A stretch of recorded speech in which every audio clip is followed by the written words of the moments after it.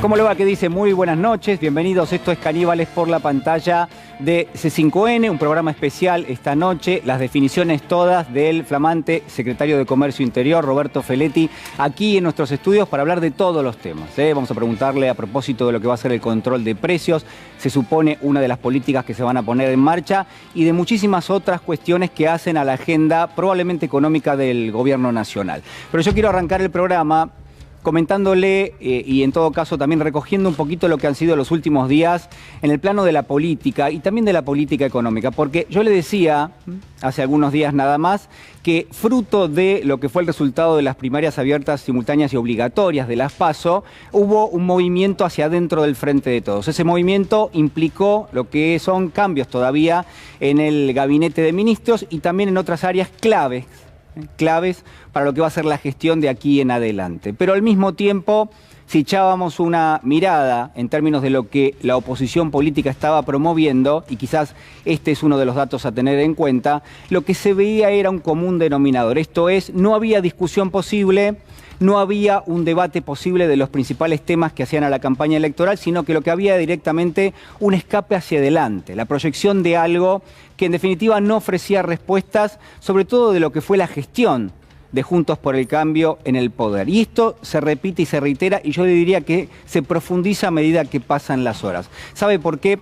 Porque si un efecto tuvo el resultado de las primarias abiertas, simultáneas y obligatorias, es que no solamente condensó un foco importante en términos de qué va a hacer el gobierno para tratar de revertir el resultado, o qué va a hacer el gobierno en términos de llevar adelante cambios que impliquen necesariamente un acompañamiento distinto de la sociedad de aquí en adelante, sino también que puso el foco en la oposición política. Y fuimos todos a prestar atención a ver cuáles son las propuestas, qué es lo que se promueve desde un frente que ha recibido el respaldo también de parte de la sociedad. Y lo que estamos viendo, lo que se ve, al menos déjeme promover esta lectura que yo estoy haciendo de los hechos, es que hay dos componentes que son importantes. Por un lado, cierta cuestión que yo llamaría cínica, o en todo caso de hipocresía, porque lo que no se ofrece a ojos de la sociedad, lo que no se discute de frente, de cara a la sociedad, son las cuestiones centrales que hicieron a la problemática que tuvo el gobierno de Juntos por el Cambio en el poder y que hoy conforman lo que son las limitaciones que enfrenta el gobierno de Alberto Fernández. Para ponérselo en términos mucho más claros, el gobierno de Juntos por el Cambio, el gobierno del expresidente Macri, claramente tuvo muchísimas dificultades para llevar adelante su gestión. Y esas dificultades en gran medida tuvieron una emergencia, y lo digo en términos literales, tuvieron una génesis en muchísimos errores que llevó adelante el gobierno del expresidente Macri. Errores en el programa económico, errores de cálculo, uno podría pensar también errores en la lectura de lo que era el contexto en términos económicos y sociales. Bueno, todo eso falló.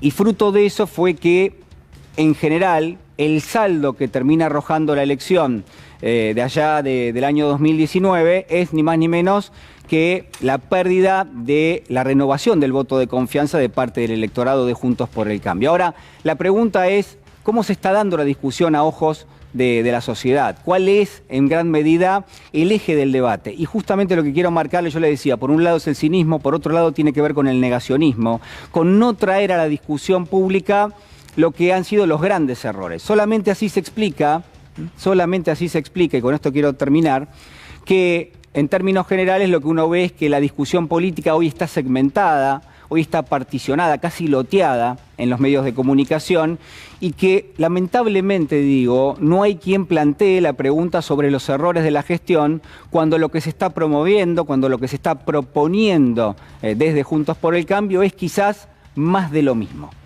Cuando lo que se promueve, y es inexplicable, pero así está sucediendo, es volver a traer las políticas que en los últimos años generaron desempleo, generaron inflación en la República Argentina. Mire, para terminar el comentario, lo que quiero marcarle es que, en términos generales, el saldo del gobierno del expresidente Macri, uno podría redondearlo en un 50% de inflación, en un 500% del salto del tipo de cambio, en la duplicación de la tasa de desempleo. Y si nos vamos del lado de la deuda, bueno, en haber directamente yo diría, tomado más de 100.000 millones de dólares de deuda, con 80.000 millones de dólares de fuga de capitales. Bueno, ese cuadro que le estoy proponiendo es el que está ausente en toda discusión, no solamente porque hay medios que claramente no le ofrecen a Juntos por el Cambio la posibilidad de explicarse, sino también, para terminar, porque es el propio espacio político el que juega a que no tiene que dar ninguna explicación. Claramente digo, en este contexto sería deseable que el debate se dé, sería totalmente deseable que las preguntas estén. Esta noche esas preguntas van a estar. Vamos a compartir lo que van a ser los temas del día de la fecha. Bueno, en primer lugar, hablamos de esta causa fake, de tantas otras que se han dado en la República Argentina en los últimos años, del memorándum con Irán, la causa que llevó a Macri al poder y al mismo tiempo, bueno, lo que ha sucedido en la última semana, esto es el sobreseimiento de quienes estaban acusados en el marco de esta causa. Segundo de los temas, uno se pregunta si es exceso de lobby o si hay algo más allí. Es muy interesante lo que está pasando con la discusión por el etiquetado frontal. ¿Saben por qué? Bueno, porque no solamente uno podría pensar que hay una gestión de parte de las empresas allí, sino también hay lo que estábamos diciendo recién, ¿no? La imposibilidad de un espacio como Juntos por el Cambio de ofrecer la discusión. Porque no se quiere, porque se suprime a aquel que es el antagonista en términos de discusión política. Vaya a saber por qué. Lo vamos a plantear esta noche también en nuestro programa. Y el tercero de los temas, hay uno más, ahora para debatir con todos ustedes, pero bueno, acá está, el debate por la platita. Esta mención permanente, omnipresente en los medios de comunicación, cercanos a Juntos por el Cambio, hay que decirlo esto, y el debate por la platita, la pregunta es, ¿qué es lo que está debajo de esto? ¿No? ¿Acaso no hay un concepto importante vinculado a lo que es el shock distributivo, vinculado a que no sean siempre los mismos los que pagan cuando se produce algún ajuste en la economía? Bueno, sobre todo eso vamos a estar hablando esta noche. Y además, porque a veces tenemos el caníbal por un día, pero recibió una modificación, este es el caníbal por último día. Uno no deja de ser nunca caníbal, ¿no? Ahora se lo vamos a preguntar al doctor Ubeira, porque es casi un título honorífico, pero ahí lo tenemos en pantalla, flamante, secretario de Comercio Interior, el doctor Roberto Feletti. Todavía esta noche un caníbal, vamos a hablar de él, de todos los temas, por supuesto, y claro está que es un honor tenerlo con nosotros esta noche. Todas las preguntas para hacerle al doctor Feletti. Sí, ahora el señor director seguramente me va a poner un destacado que es muy interesante. Yo quiero saludar primero a quienes están en esta mesa. Lo saludo primero al doctor Ubeira. Doctor Ubeira, ¿cómo está? Buenas noches. Muy bien, muy bien. Muy contento. Sí, está... Estoy feliz. Hubo muchas especulaciones. Usted es una especie de... Estoy devastando la mesa. Pero ¿usted tiene algún método de adivinación, algo...? No, lo que pasa es que por los frutos los conoceréis, decía el divino maestro. Bien. Entonces, digamos, de personas talentosas que estén en un programa cuando el país tiene los problemas que tiene, es necesario que salgan del programa y se ocupen de las cosas. Así que bueno, Aníbal está haciendo lo que está haciendo y me parecía que el doctor Feletti tenía que ir a acostarse temprano. Bien, sí, no le pusimos la alarma, pero usted prácticamente lo designó ministro de Economía el programa pasado. Bueno. Ahí está, mira, ahí está. No, pero que no se nos vaya Feletti todavía, falta, en un ratito nada más. La presentamos a ella, Úrsula Vargués, ¿cómo estás? Buenas noches. Pegó en el palo igual. Pegó en el palo. Yo voy a decir algo, se lo voy a preguntar al señor Amado Vudú, que también está con nosotros. Amado, ¿cómo está? Buenas noches. Buenas noches. No, pues la pregunta es, ¿cuál es la silla más caliente hoy de economía? Si no es la del doctor Feletti. Primero me parece que Ubeira es una especie de rey Midas, ¿no? Ya que hizo una cita bíblica. Ahí está, me acaba de tocar, listo. Ahí está. Como si te hiciera falta. No, me parece que todo el tema de la economía en el gobierno viene siendo bastante controvertido y justamente el tema precios era uno de los temas más acuciantes, me parece, de dar señales. Ahora, nadie puede pensar que la persona que se siente en ese lugar puede resolver por sí o puede arruinar por sí. Sí. El tema de los precios, ¿no? Es mucho más el tema de los precios. Ahora, una figura como la de Roberto, a mí me pone muy contento, primero por la Argentina, segundo por el pueblo y tercero por él, que tiene un lugar muy merecido. Seguramente seguiremos hablando de esto. Sí, bueno, y además creo que de cara a las elecciones, el tema de precios, que es lo que viven los argentinos, las argentinas, cada día de su vida a la hora de sentarse a la mesa, me parece que puede marcar una diferencia. Por eso decía que me parece que es una de las sillas más calientes en este momento. Por esas cosas que tiene la televisión, viste que te muestran pero no te dejan hablar. Es lo que le pasó al doctor Feletti hasta ahora. Feletti, ¿cómo le va? ¿Qué dice? Buenas noches. ¿Qué tal? Buenas noches a todos, a todas. Primero, un agradecimiento a Ubeira, que por fin, me bendijo con esa capacidad predictiva que tiene y me honraron con un lugar que es difícil, pero no deja de ser un honor ocuparlo. Con respeto por mis anteriores, por respeto por Paula Español, que ha cumplido una tarea. Creo que es un honor ocuparlo y es un honor ocuparlo en este momento. Es un desafío grande, pero bueno, ahí hay que aportar lo que uno acumuló en 20 años de trabajo, así que... No, bueno, ya ha sido la ahí verdad. Vamos. Qué importante esto que dice Roberto, ¿no? Uno va a un cargo no para pensar cuál es el siguiente, sino para dejar todo en ese lugar. Yo estoy seguro que lo va a hacer así, lo acaba de decir, todo lo que acumuló para ponerlo al servicio de ese lugar. Pero es que es un momento muy difícil en mi visión, ¿no? Es un momento muy difícil para la Argentina. Y es un momento en que no puede haber mezquindad, ni me parece que hay que tratar de recuperar ese legado del peronismo donde el pueblo comía más o menos lo que quería y lo comía en su casa. Yo sé que eso es un objetivo muy difícil en este momento, pero evidentemente, y lo dije en el programa anterior, sin saber esto, bajar el peso de la canasta alimentaria en el promedio de los ingresos populares es un desafío que tiene que ser.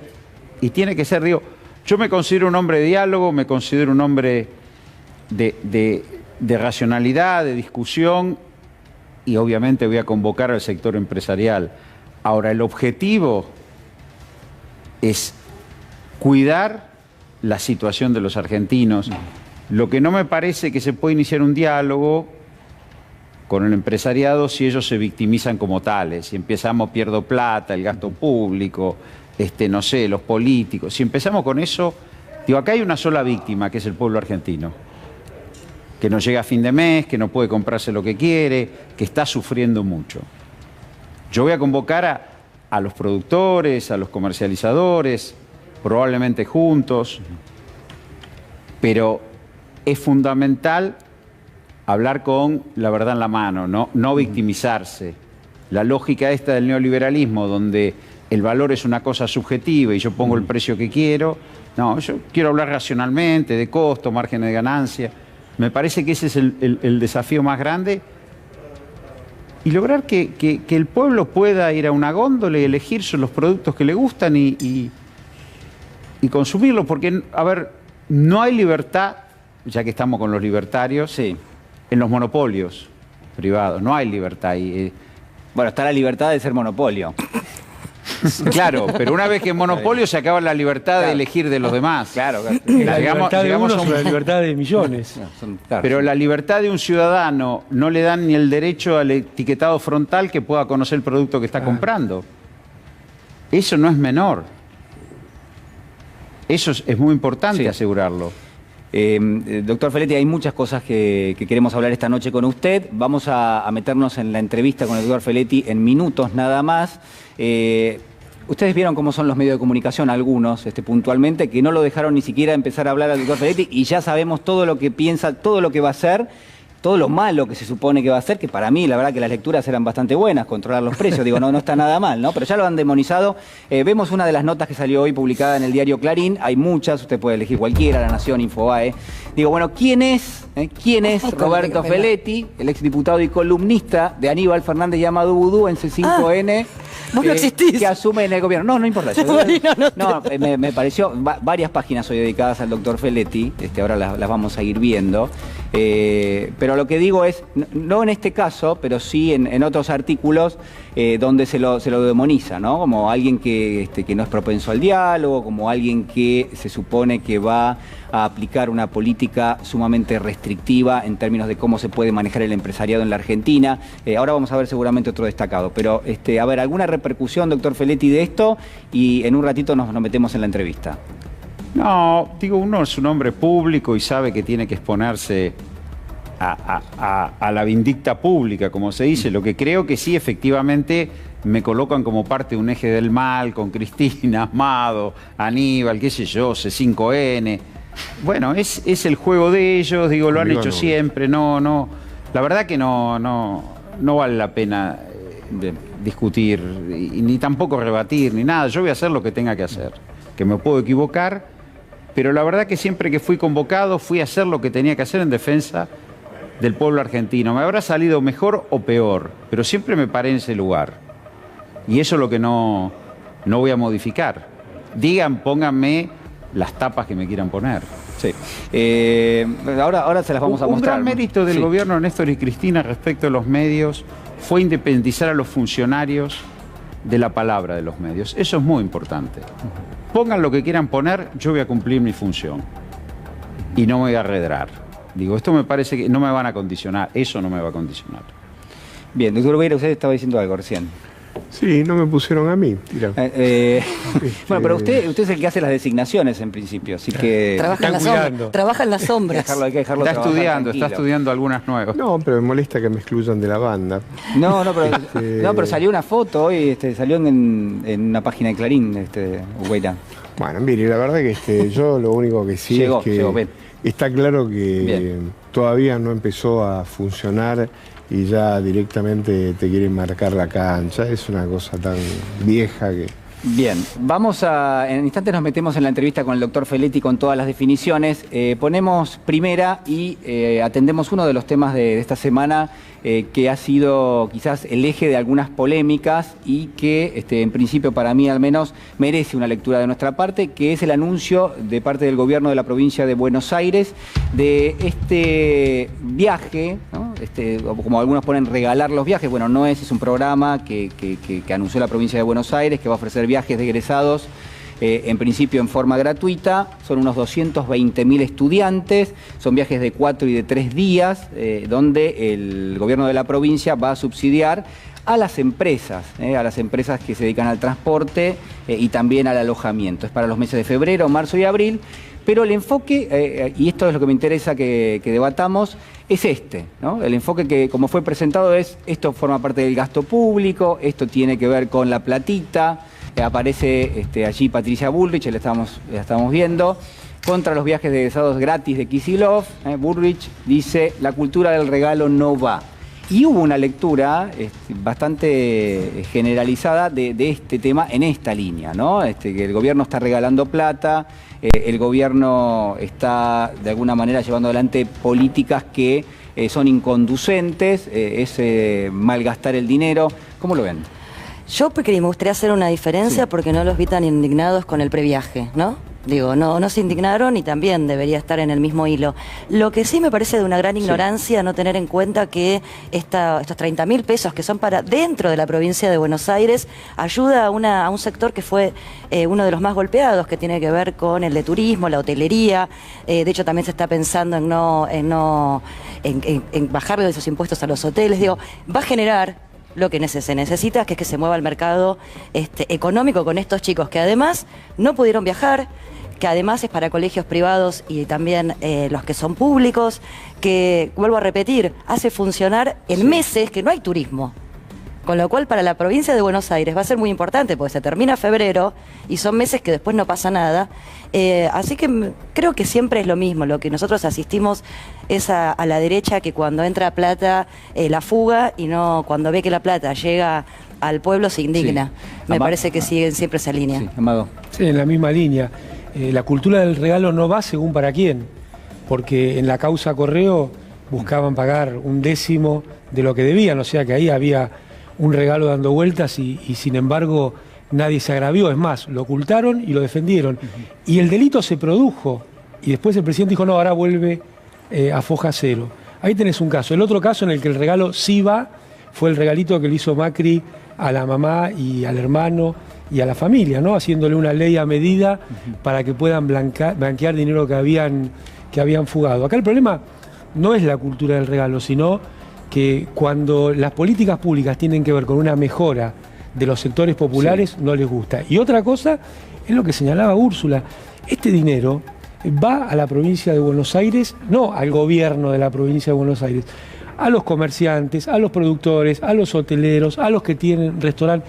Y esto, ahí hay una cuestión que en la discusión, claro, está tan corrido el eje de lo que sería la ortodoxia económica que no se habla, que es el multiplicador de esto.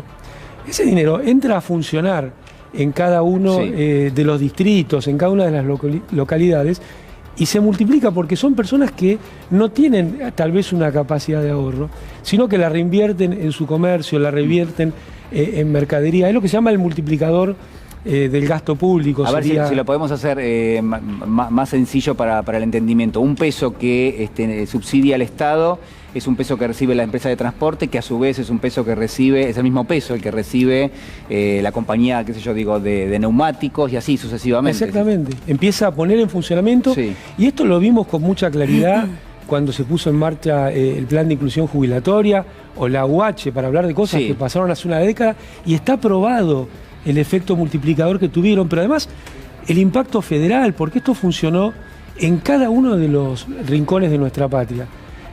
Son inyecciones de liquidez que no solo mejoran la vida de aquella persona que los recibe, sino que al mismo tiempo hacen funcionar el conjunto de la economía. Y me parece que esta medida en la provincia de Buenos Aires va a tener ese efecto, porque además el turismo es un sector mano de obra intensivo y además es la industria sin chimenea, ¿no? Es decir, es una actividad que no hace daño al medio ambiente. Sí, señor. Ahí me llama la atención, porque es un íntimo amigo mío, Enrique Meyer, el que fue ministro de Turismo durante 12 años del gobierno de Cristina y de Néstor Kirchner. Por primera vez después de mucho tiempo, hoy sale a cruzar a esta señora Vidal, duramente, vinculado al esquema de turismo, que durante los 4 años de Macri prácticamente devastó el turismo, y a esto le tenemos que sumar la pandemia. Ahora, acá se dan cuenta por el tema de 30.000 pesos que van de subsidio para que los pibes caminen. Y yo lo vi al sinvergüenza de Macri con Duhovne y compañía en el Cipriani de Miami, muertos de risa, y a eso lo subsidiamos todo con 100.000 palos que se fugaron. Entonces, los sinvergüenzas estos se fijan en el clavito de la provincia de Buenos Aires, que manda a los pibes para que se reactive la economía, y los sinvergüenzas no son capaces de hacer una autocrítica de la que se robaron. Entonces, yo la verdad que a veces digo, el 40% de la gente que los vota, pero digo, vendrán de Marte, ¿dónde? Pero a ver, porque es utilizado también esta discusión, creo que hay dos registros, ¿no? Una es la discusión que nosotros estamos dando en este momento, el debate, las opiniones, y otra es qué se hace con lo que muchas veces los medios generan. A ver, presta atención a esto que hacía hace algunas horas nada más Martín Tetaz, el candidato en la ciudad de Buenos Aires. Que te iba a contar el plan económico del gobierno. Sí, y bueno, estoy esperando con ansiedad, tipo hace 2 horas que estoy comiéndome todo. Vos no me creías. Ahora vas a ver. ¿Qué es esto que tenés? Esta es la clave, porque si me la llego a olvidar no lo abro nunca más al maletín, pero... ¿Ves de este lado, por ejemplo? Puede fallar. Ahí está. Abrió. A ver. Hay plata ahí, che. ¿Vos ahí en la Cámara no nos votaste para las elecciones? Ahí sale. Genial. ¿Vos no nos votaste? Por favor. Vos no nos votaste. Se acabó la plata. Tengo más para cargar todavía. Sigue saliendo, sigue. Más. Bueno, Roberto Feletti, ¿qué lectura podemos hacer de esto? Y me parece que es confundir el bienestar social, la ayuda social, el derecho social con la dádiva. Y ellos lo plantean esto, cualquier derecho que se instala, como que un estudiante puede ir de viaje de egresados, como que alguien pueda tener acceso a una jubilación, como que alguien puede tener acceso a un salario familiar, es una dádiva. Y lo grafican de ese modo. Y la verdad que no ayuda. Yo soy un hombre racional, por eso digo de consenso, diálogo, de acuerdo social. Esto genera esta tensión, genera hasta una situación de malestar. Un montón de personas acomodadas, ricas, riéndose en una mesa opulenta, maquillados, lindos, enjollados, trajeados, tirando plata al aire. subestimando al pueblo. La verdad que, no sé, a mí me duele mucho, me duele como... No es la Argentina esto. Esto no es la Argentina. No. Digo, porque Argentina consagró derechos, bienestar social, estados de bienestar. Digo, inclusive la moratoria era proteger a adultos mayores, la asignación por hijo era proteger a niños y adolescentes, que por alguna razón la economía formal no los había integrado. Esto que está pasando, ¿no? Daña la imagen. Daña fuerte la imagen. La palabra es una burla hacia el pueblo, hacia la gente que necesita ayuda. Digo, es fuerte, ¿no? Natalia. ¿Qué tal, Julián? ¿Qué tal? Buenas noches. ¿Cómo están? Sí, es la espectacularización de la política también, ¿no? Justamente Tetaz, que era quien había aconsejado con los créditos UBA, realmente es obsceno este tipo de situación. Ellos creen en una ciudadanía precaria, en ciudadanos de primera y de segunda categoría. Los ciudadanos de primera categoría tienen que tener derechos y los ciudadanos de segunda categoría apenas dádivas o caridad. En definitiva, lo que les molesta es... se sienten, creo, que dueños del goce ajeno. Con lo cual, cuando esa platita, que la denominan efectivamente de un modo obsceno, es repartida, es distribuida y vuelve al centro del debate, la inversión pública, ahí es donde surgen los tetás y ahí es donde surgen cómo puede ser que se acostumbraron a tener un plasma, un celular, unas zapatillas caras, un viaje a 12 cuotas, porque lo que quieren en definitiva es precariedad, caridad y no derechos. A ver, vamos a ver la guerra de tweets que se armó con esta cuestión y que... ¿Puedo decir algo chiquitito? Sí, claro, si pasáramos el video al revés, podría ser la política macrista, ¿no? Las dos maquinitas le cambiamos llevándose la plata. Pero con dólares, y claro, no había pesos, sino que eran dólares. Y dicho sea de paso... Y fue así. Y fue así. Y es lamentable.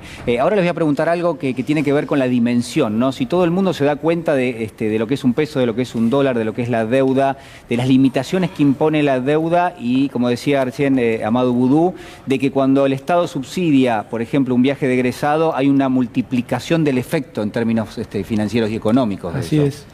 Yo veía esto y me acordaba de Duhovne. Son estos que hacen espectáculos, dicen que son economistas, repiten una cantinela todo el tiempo y después, bueno, cuando tengan funciones veremos. Pero ya vimos a Duhovne, después de decir tomando whisky nunca más al fondo, lo que hizo cuando fue. Entonces, este espectáculo es un preanuncio de un nuevo Duhovne. A ver, señor director, si podemos ver los tweets a continuación, algunas de las cuestiones que se debatieron. Allí está este tuit de Cristina Fernández de Kirchner. Cuando Macri le regaló a la mamita y al hermanito el blanqueo de 35 millones de dólares, Clarín no dijo nada. De regalito de los 44.000 millones de dólares del FMI que nadie vio, pero que todos y todas tenemos que pagar, tampoco. La tapa de Clarín. Ahora vamos a ver el de Jorge Macri.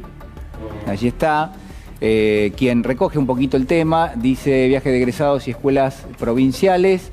Los chicos se merecen su viaje de egresados, pero también es importante hablar de qué más merecen después de estar un año y medio sin clases, ¿no? Y sigue, hay otro tuit de Jorge Macri. Con toda esa plata se podrían hacer un nuevo 4.400 baños, reparar filtraciones. Bueno, con toda esa plata. Bueno, digamos. Esto ya lo vimos en la campaña de Macri. Pero y lo vimos con los jardines de infantes. Pero con la deuda, ¿cuántos baños se pueden hacer? Aparte siempre es la misma unidad de medición, o jardines de infantes, o bueno, ahora será aire acondicionado. Achicaron un poco con baños, ¿no? Pero hay una manipulación del debate, entonces, porque claramente digo... hay una reducción al absurdo. Doctor Oveira. ¿Qué sé yo? Son tan obvios. Yo en lo personal me parece que ya nada me sorprende de lo que plantean. Lo que me parece que el refrito ya no va, porque esto lo planteaban originariamente cuando estaban por ser gobierno. Después de que fracasaron de la manera que fracasaron, que vuelvan con la misma cantinela, la verdad, es una cosa que es llamativa, ni siquiera imaginación para decir pelotudez. Pero no hay un problema ahí, porque si están planteando algo que ya generó un impacto enorme, en términos de lo que hay que pagar, la deuda, la inflación, etcétera. Digo, ¿cómo es que se puede promover y proponer lo mismo nuevamente? Digo, ¿hay allí, habla de Juntos por el Cambio esto, o habla también de una parte de la sociedad que quizás está con cierto malestar, producto de la pandemia, de lo que fuese, y que se está expresando de esta forma? Yo creo que hay una subestimación de parte algunos miembros de Cambiemos y del macrismo, que subestiman la inteligencia ajena, totalmente. Bueno, como si no hubiesen estado gobernando, como si no supiéramos lo que pasó, si no supiéramos que cada una de las propuestas que hizo el expresidente Mauricio Macri, no solo que no se cumplieron, sino que hizo exactamente lo contrario. Lo podés seguir punto por punto, tipo Excel. Bueno, ahí está. Además, también habla de nosotros, ¿no? De una incapacidad para lograr difundir y mostrar y comunicar una serie de cosas, porque no es tan lejos esto. Esto pasó hace 2 años. Y me parece que, bueno, es cierto que hay un filtro muy potente, que son los grandes medios concentrados, los medios comerciales, los medios que tienen a los anunciantes más poderosos, transnacionalizados, pero nosotros también tenemos que encontrar mecanismos para comunicar esto y para difundir esto y para llevar adelante esta palabra. Y eso, bueno, seguramente podemos saber los quinchos, pero creo que nos ha hecho bastante daño la pandemia en términos también de los espacios de comunicación en la calle, en los barrios, que bueno, quedaron un poco obturados, pero también creo que a veces se busca no dar ciertos debates, no presentar cuestiones antagónicas como tales, y eso no permite poner en blanco sobre negro las cuestiones. Doctor Feletti. Yo creo un poco lo que dice Amado, también es una etapa que la gente sale de la pandemia, que se va a reencontrar en la calle. La calle en las ciudades argentinas, lo hablamos la otra vez, es importante. Creo que va a haber otro debate de la salida de la pandemia, que va a involucrar al gobierno y que también va a involucrar a la oposición. Digo, de la mejora, de la recuperación, la pandemia fue muy dolorosa. Creo que tiene que haber una gran apuesta a la recuperación y eso me parece que va a ser un tema en debate en las calles. Digo en las calles, me refiero a lugares de encuentro, en los locales partidarios, en las organizaciones. Digo, se acabaron, por suerte, no definitivamente, pero los encuentros por Zoom me parece que van a volver a ver las presencialidades que se necesitan para abordar un problema tan grande como el que tiene la Argentina. Pero a ver, no está la política fragmentada, digamos. Hoy la discusión, el juego de un espacio importante como es Juntos por el Cambio de la Política, no es trabar las discusiones, obturarlas. Bueno, sí, pero esto también va a ser puesto en discusión. Claro. Porque si no está en tensión la democracia. Pero además si lo digamos, que decíamos, es eso. Sí, adelante. Es que decíamos varias veces, Roberto, que gobiernan implosionando el pasado. Ese pasado no existe y por lo tanto tampoco postulan un futuro, porque bueno sería preguntarles cómo vamos a salir de la deuda magnánima en la que nos sometieron, que por supuesto nos resta soberanía, nos resta libertad, nos resta la capacidad de poder utilizar crédito para lo que efectivamente necesita la economía para reactivarla. Y la verdad que parece que no gobernaron. Por eso, ¿cuántas veces hemos dicho? Parece que no hay pasado, lo fulminan. Eso y se lo creen, ¿eh? Lo más peligroso es que cuando vos los escuchás, yo creo que también se informan con los mismos medios que se van alimentando, es decir, no salen a leer otros diarios, otros canales, que muchas veces los encontrás justamente pisando el palito porque ellos mismos empezaron a creer sus propias mentiras que repiten ad eternum.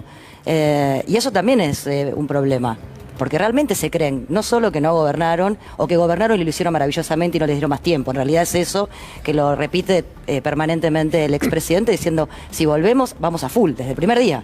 Cero gradualismo, lo están diciendo todo el tiempo. Un derecho social convertido en un divertimento de ricos, de burla de ricos, porque es eso. Sí. Es una burla de ricos a un derecho social. Yo creo que no va a ser tolerado en la sociedad argentina y en el pueblo argentino mucho más tiempo este tipo o este modo que se intenta hacer política. Creo que va a haber otro tipo de discusión acá. ¿Amado? No, al tema de George Orwell de memoria, ¿no? Lo cito. ¿Te acuerdas que decía quien controla el presente controla el pasado? Quien controla el pasado controla el futuro. Claro. Bueno, eso es el trabajo de los grandes medios comerciales. Y eso es lo que van haciendo permanentemente, borrando un pasado para construir un supuesto futuro que va a ser más horrible que los 4 años de Macri si ellos tienen la posibilidad de gobernar. Mucho más horrible. Un ejemplo que continuamente. Un ejemplo que llamó muchísimo la atención, creo que a todos, fue lo del diario La Nación, si poner en título lo de los Pandora Papers. Claro. Digo, estaba en todo el mundo, estallando en todo el mundo. Vos ibas a La Nación, donde había los periodistas de La Nación, que no está. Marginal, empezó a aparecer... Se fueron por la caja de Pandora, pero al revés. Sí, claro, se chupó toda la caja como de Pandora. Como los dólares de Duhovne. Esta semana, sí, los dólares. Esta semana se dio una discusión a propósito de lo que es la ley de etiquetado frontal. Digo, no se dio la discusión. No hubo discusión, ¿no? Me hubiese gustado que la hubiésemos tenido. Vamos a compartir el siguiente informe y tratamos de extrapolar un poquito qué es lo que sucedió realmente.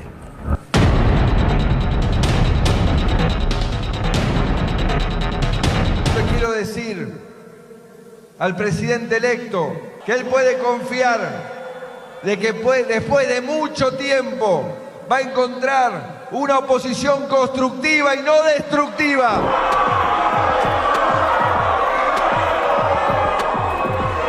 Ausente.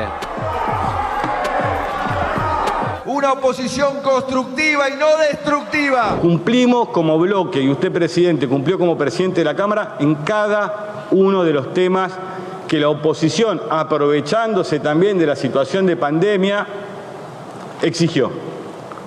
Incluso, lo han escuchado, que no se trataran temas si no era de manera presencial. Nosotros queremos que ese sistema, si se nos convoca una sesión, para nosotros es presencial. Lo que nosotros queremos es que haya presencialidad. Y hoy que podemos estar de manera presencial con 4 temas que ni siquiera los irritan, o aparentemente no los irritan, están ausentes.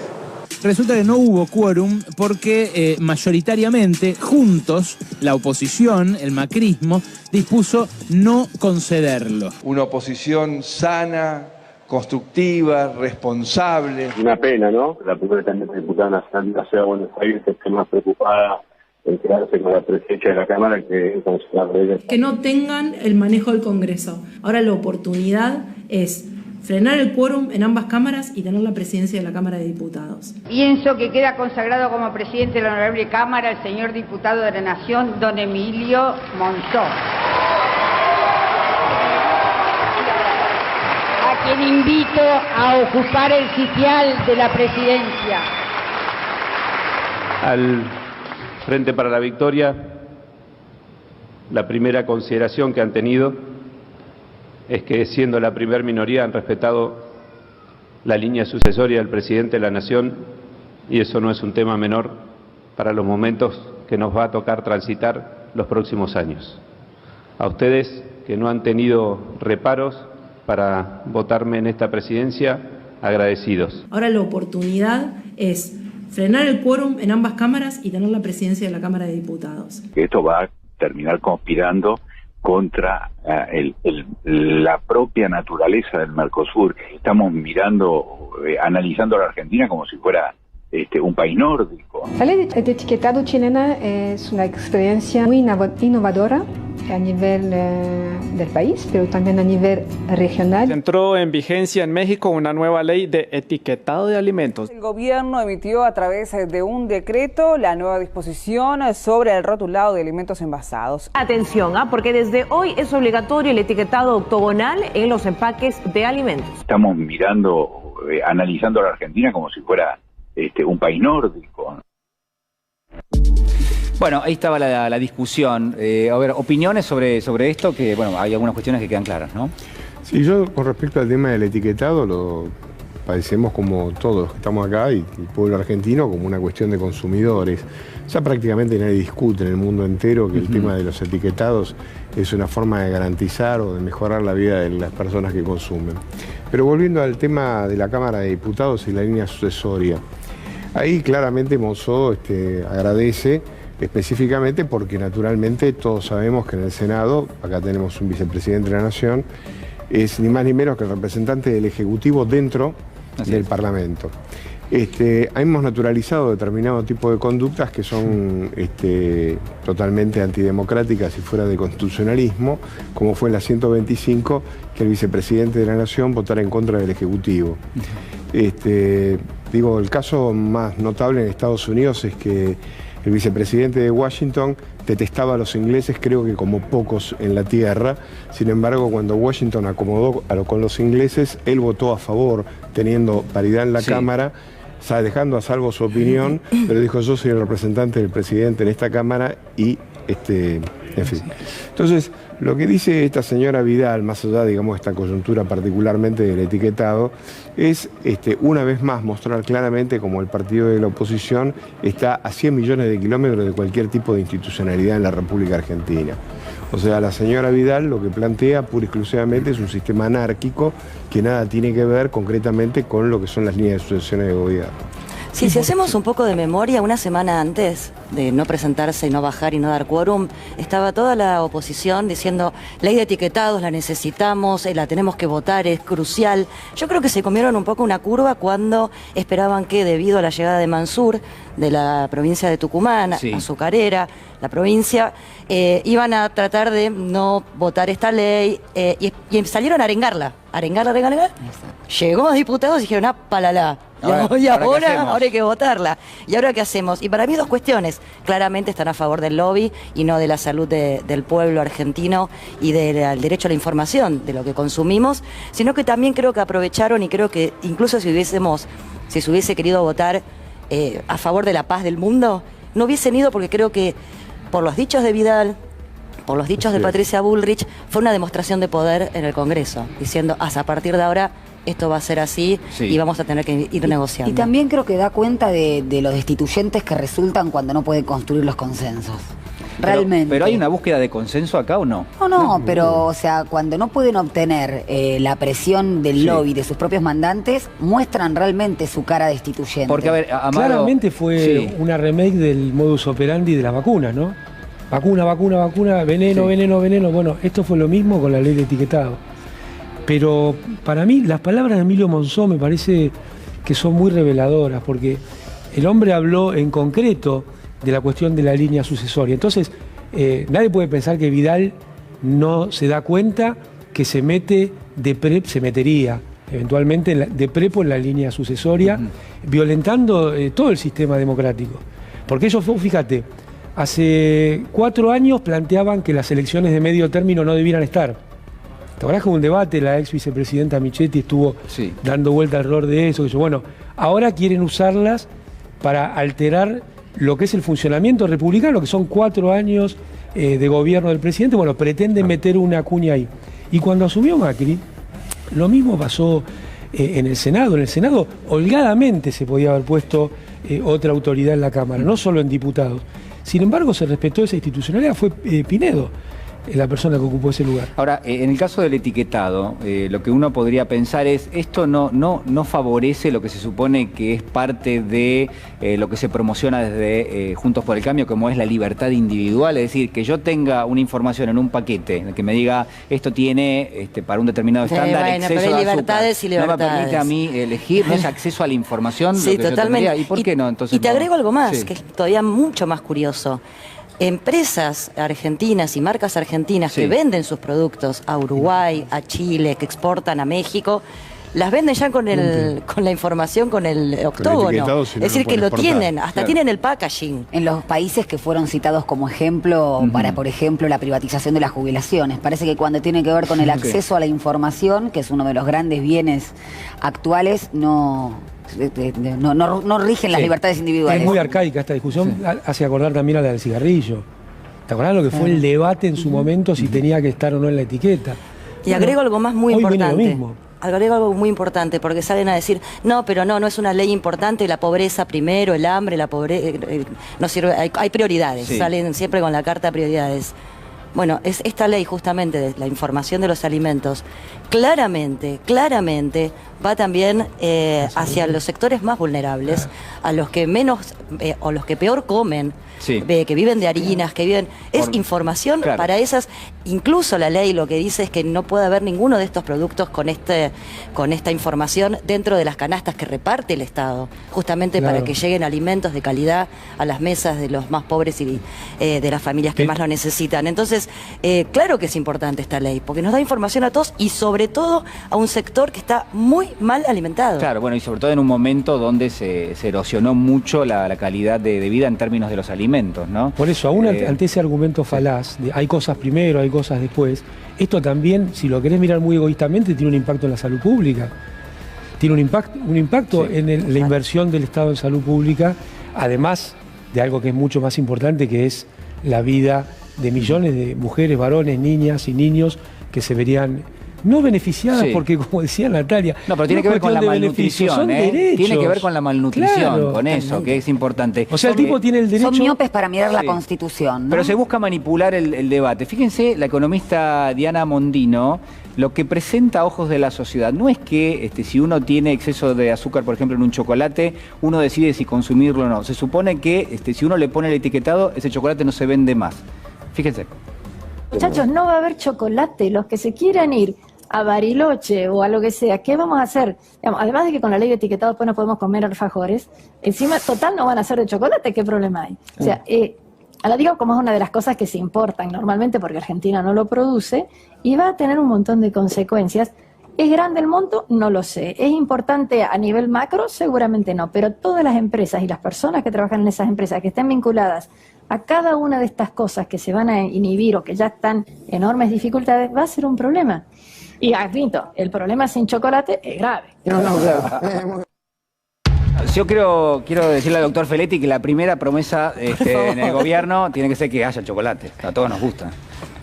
No va a haber problema. Yo no voy a adelantar, yo soy recién un funcionario designado, no he asumido, estamos tomando estado de situación de la Secretaría, no voy a adelantar ninguna política, no sería prudente, no sería razonable. Sí creo que la ley de etiquetado frontal y las resistencias que hay están lesionando la libertad individual de los consumidores. El derecho a conocer qué producto estoy consumiendo. Sí. Y no podemos hacer gala de que lo ocultamos, porque mejor lo ocultamos, porque, digo, no, tiene que estar y cada uno decidirá si sí o si no. Además es cierto que hay que mejorar la canasta alimentaria, eso no hay duda. Aparte, la gran mayoría de estos que se quejan son los que van a Miami o a Estados Unidos, que cuando compras un paquete de papa frita aparece la Biblia porque tiene más información de... Es más, hasta creo que no te querés comer la papa frita después de que te leíste todo eso. Pero además el Estado no debe Sin embargo, promover... allá no dicen nada. En cambio acá es un problema, ¿no? El consumo de alimentos malsanos, porque si no parece... Y además tenemos los ejemplos de Chile y de México que ha mejorado muchísimo relacionado con el tema de salud. Entonces yo me pregunto, ¿no?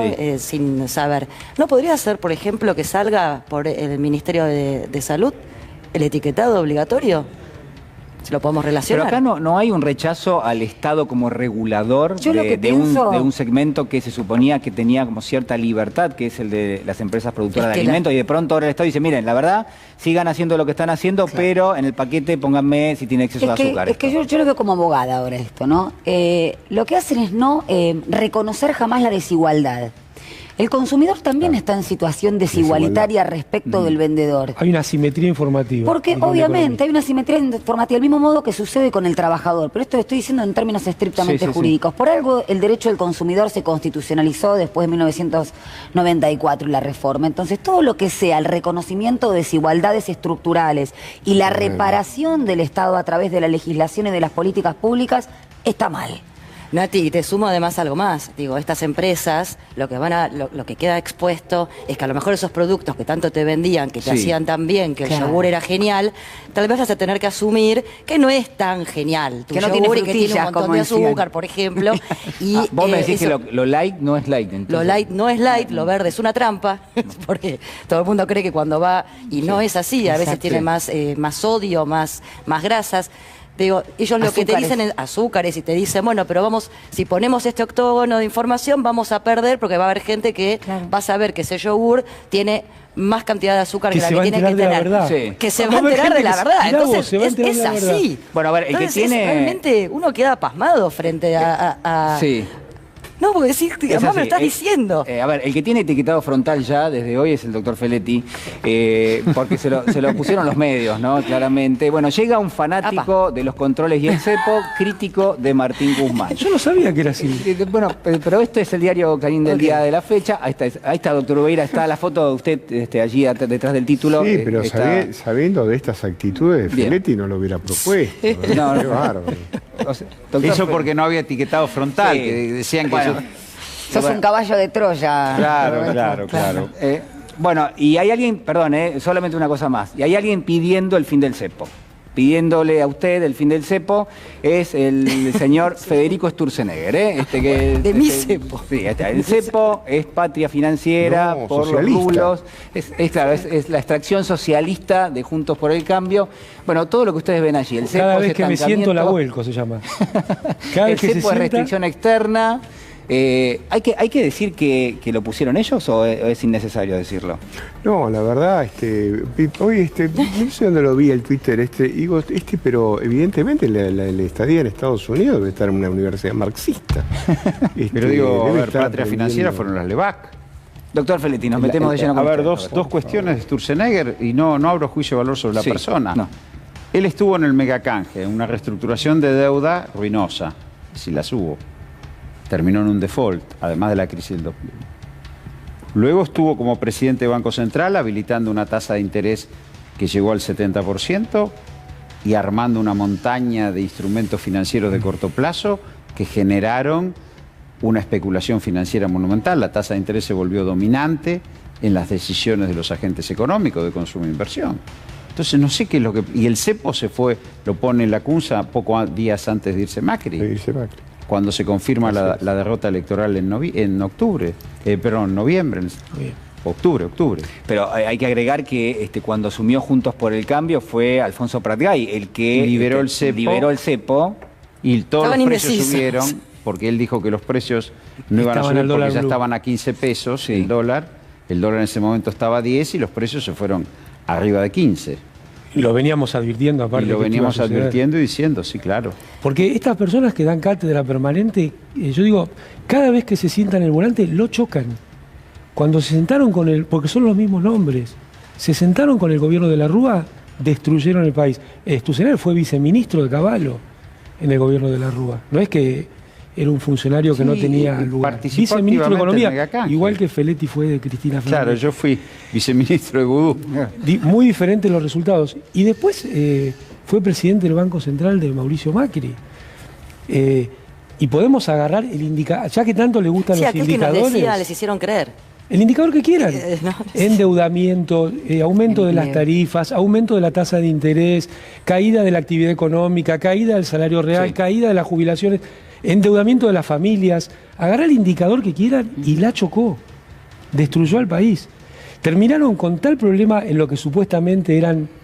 No voy a agredir a un jugador de fútbol usando la metáfora espantosa que usaron, porque no se lo merece jugador de fútbol. De lo que supuestamente sabían... Sí.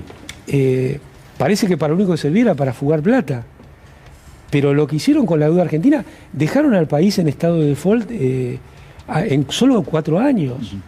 Entonces, yo creo que hay tienen una soberbia, pero al mismo tiempo una frivolidad para el tratamiento de los temas económicos. Repiten manuales de economía, repiten cosas en forma permanente, como si fueran esas metáforas, ¿no? No, es como tu casa. Bueno, no, un país no es como una casa, no tiene nada que ver con una casa. Que nos llevan a esta situación. Entonces es increíble cómo siguen teniendo estos espacios. Claro, no es tan increíble.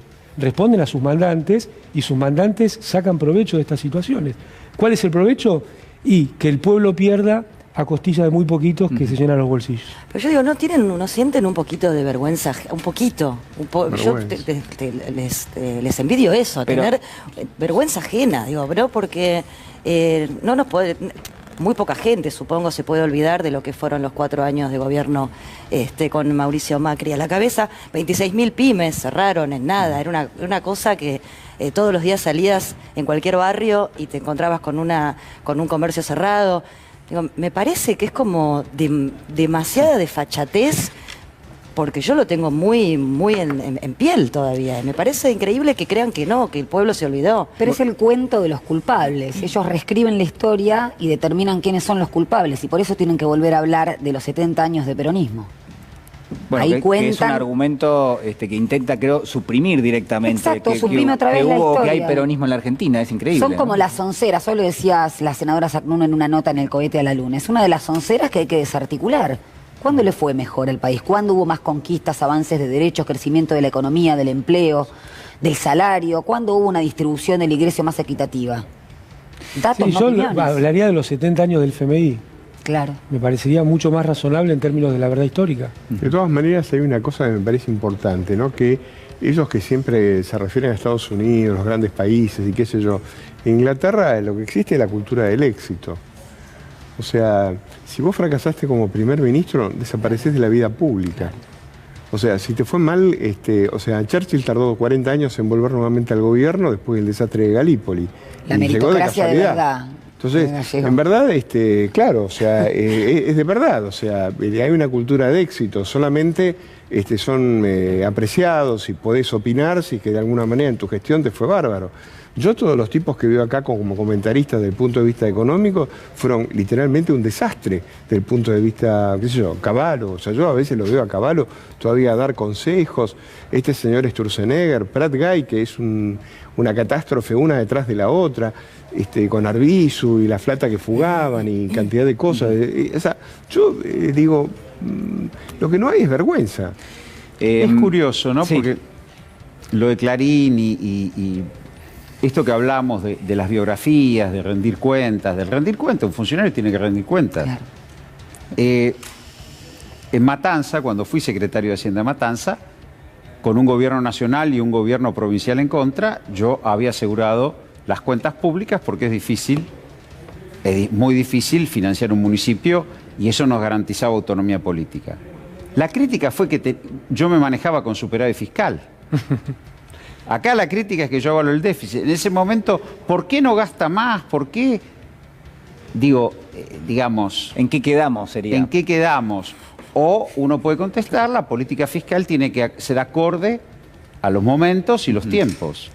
Y al nivel de gobierno. Y al nivel de gobierno que uno encara, la capacidad de financiar un déficit. Y el otro tema es, yo creo en los controles, yo creo en el control de los monopolios. Keynes decía que si a los monopolios no se los regula, terminan destruyendo la economía y la sociedad. Es decir, ¿usted cree en el control de precios, por ejemplo? Digamos, ¿hubo en la Argentina en los últimos meses control de precios? Yo creo en un acuerdo social, yo creo en un pacto social, no creo en un conflicto de clases, creo en un pacto como peronista y creo que hay que convocar a los empresarios, creo que hay que convocar productores, comercializadores y hacer un acuerdo racional donde se respeten los márgenes de ganancias y donde se respete las posibilidades de expandir la producción y consumir. No creo en la irracionalidad, no creo en el abuso de posición dominante, no creo en el dominio del mercado por una sola empresa, y menos de bienes de consumo esencial, porque la gente no elige entre comer y no comer. Por ahí puede discutir la indumentaria, puede discutir algún electrodoméstico y sería discutible. Pero el acceso a energía, el acceso a alimentos tiene que ser una cosa garantida. Y tiene que ser garantido, y por eso digo, lo ideal es que sea garantido de consenso. Porque también los empresarios tienen que ser responsables del equilibrio social. Porque si no, del común equilibrio social, que tiene que ser armonizado con su beneficio, pero tienen que ser responsables también. Pero el escenario de base es de diálogo, pero si el diálogo... El escenario de base es de diálogo, digo, uno convoca a un acuerdo social y a una regulación de precios. Bueno, después hay que fiscalizar esos acuerdos y bueno, ahí vendrán otro tipo de discusiones que yo creo que la fiscalización de precios es territorial, ¿no? ¿Cómo sería? Y yo creo que hay que estar, me parece... en acuerdo con intendentes, en acuerdo con sindicatos, con organizaciones sociales, que colaboren. Ahora, lo ideal, y si se llega a un acuerdo de precios, es que ese acuerdo se respete. Y todos tengamos abastecimiento a esos precios. Y se vaya monitoreando en función de la necesidad de inversión, de los márgenes de ganancia, de la expansión de la producción. Esto es lo normal. No es normal que alguien... sobre un bien de consumo esencial fija el precio que quiere, la cantidad que quiere y bueno, y el que puede comprar, compra y el que no, que se arregle. Digo, eso que me parece que pretenden instalar en la Argentina no es normal. Nos vamos a meter en unos minutos nada más nuevamente en el terreno económico. Está el doctor Feletti con nosotros, caníbal, pero ya también secretario de Comercio Interior. Vamos a hacer una pequeña pausa y al regreso hablamos también de la causa del memorándum con Irán y del sobreseguimiento de los acusados.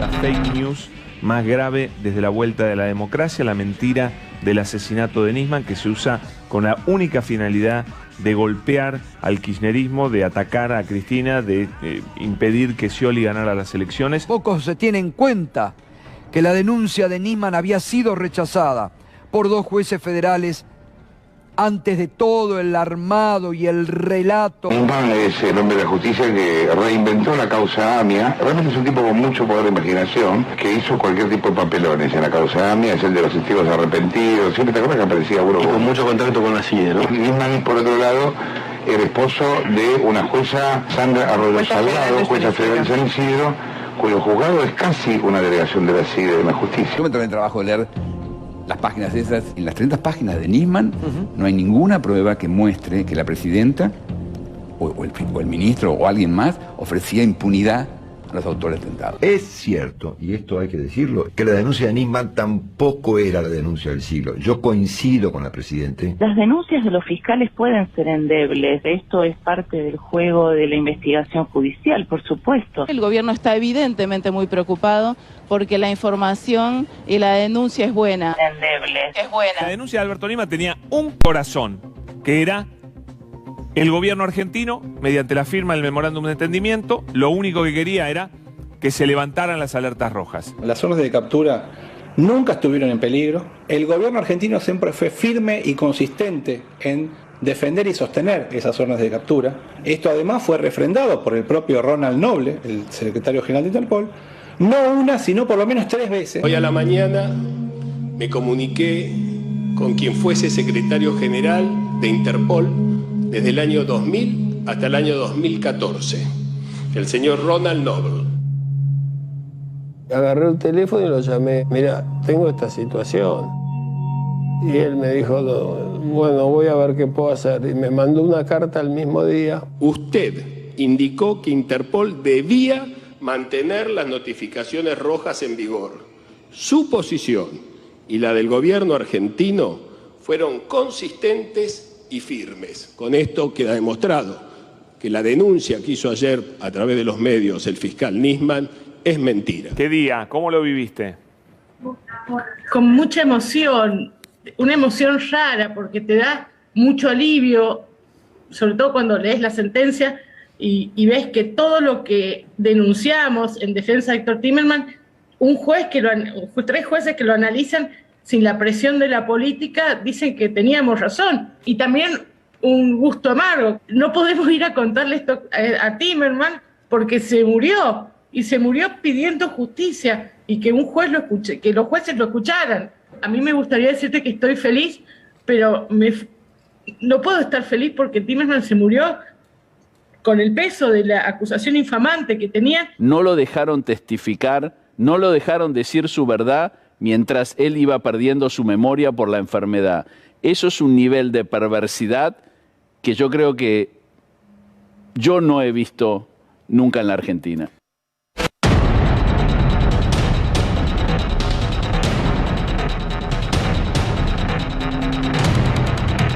Bueno, un capítulo realmente tristísimo de la justicia en la Argentina.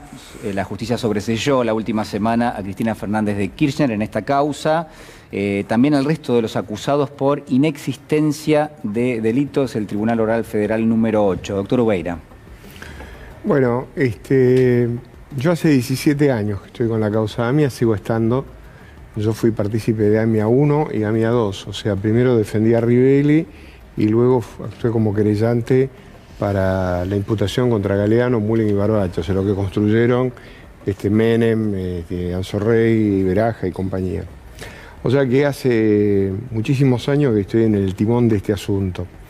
Desde el día 18 de julio del 94, al momento en que realmente todavía no había bajado el humo sobre los escombros, ya se constituyó una operación política de formidable trascendencia, y de hecho está agregado un cable enviado por el embajador argentino a la República Argentina, ya diciendo que venía Ashmorak, que era en ese momento la mano derecha del premier israelí, para consensuar cuál iba a ser el discurso que se iba a dar en el programa Tiempo Nuevo entre el gobierno argentino y el israelí vinculado a este tema. Ya en aquel momento. Estoy hablando del 18 de julio. No estoy hablando del 24 ni del 26, o sea, el mismo día del atentado.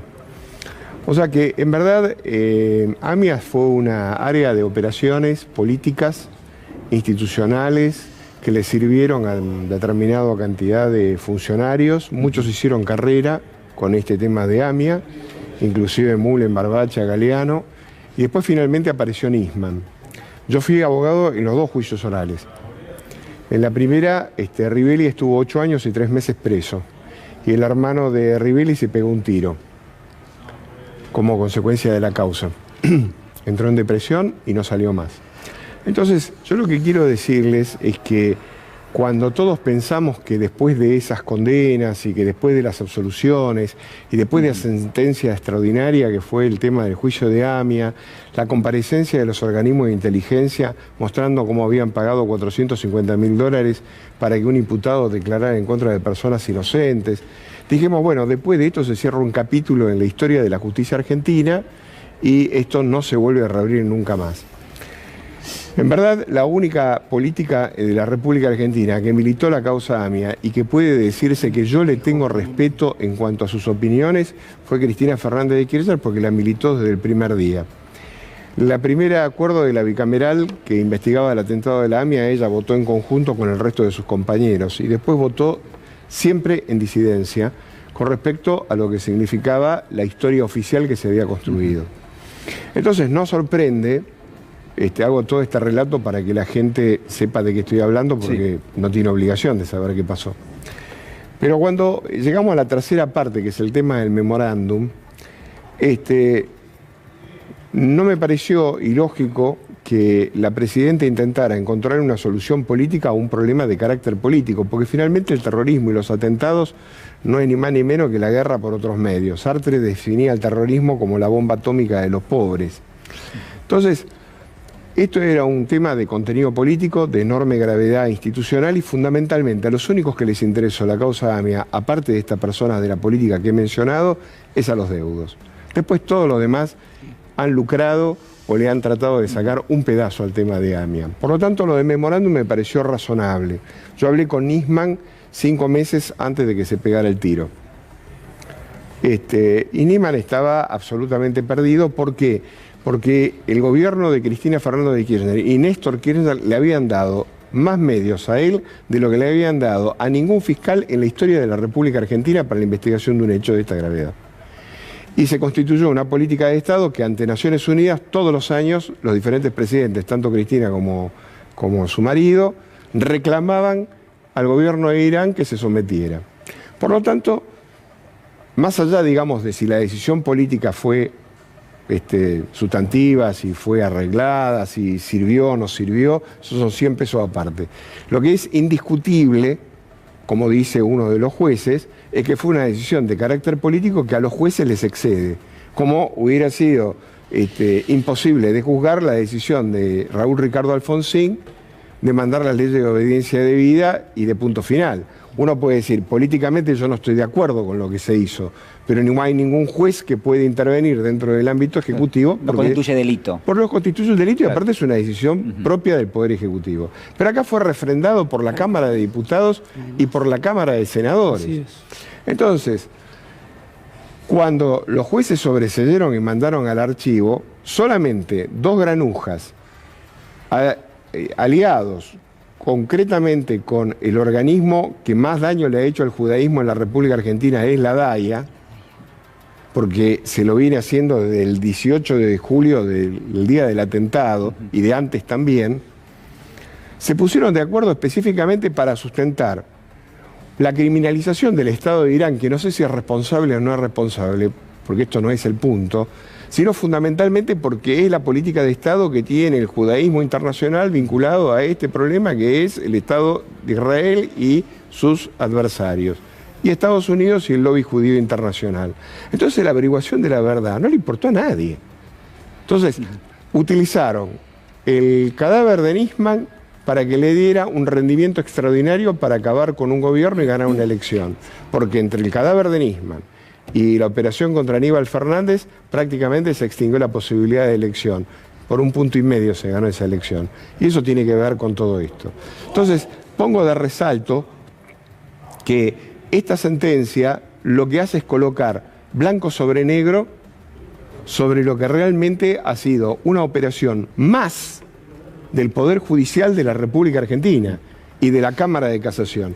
Por eso es que me enoja mucho que el doctor Lorenzetti el otro día haya dicho que ellos en cuestiones de carácter penal y de interlocutorias no se meten, porque para eso hay 2 cámaras de casaciones. Entonces yo le pregunto, digo, primero que es mentira, porque la Corte cada vez que quiere opinar puede hacerlo. Lo hace. Y lo hizo siempre. Ahora, ¿puede ser que ellos hayan convalidado este statu quo en un hecho de semejante gravedad? Bueno, ahora, finalmente, como pasa con todo en la vida, el doctor Hornos, que había echado a la doctora Namer, que era integrante del Tribunal Orocho en una recusación, ahora tomó de su propia medicina porque el propio tribunal le recuerda cuál fue la conducta de Hornos cuando decidió la expulsión de Namer.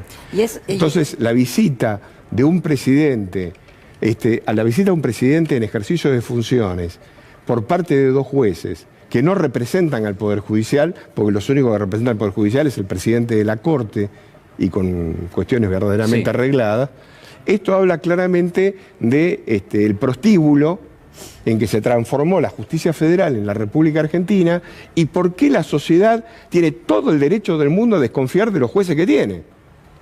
Porque ahora no es que te lo dice Ubeira. Te lo acaban de decir 3 jueces que dicen, estos tipos son 2 sinvergüenzas. Y en eso es importante señalar, me parece, también, ¿no?, los títulos de los medios más importantes, diciendo inédito fallo, cómo no va, bueno, primero el desorden, ¿no?, de cómo puede ser que no haya juicio oral, bueno, hay inexistencia de delito, ¿cómo vas a seguir un juicio si hay inexistencia? Pero hay que recordar eso, que también había inexistencia de delito para el juez Rafecas, y que esto vuelve a salir armado, claro.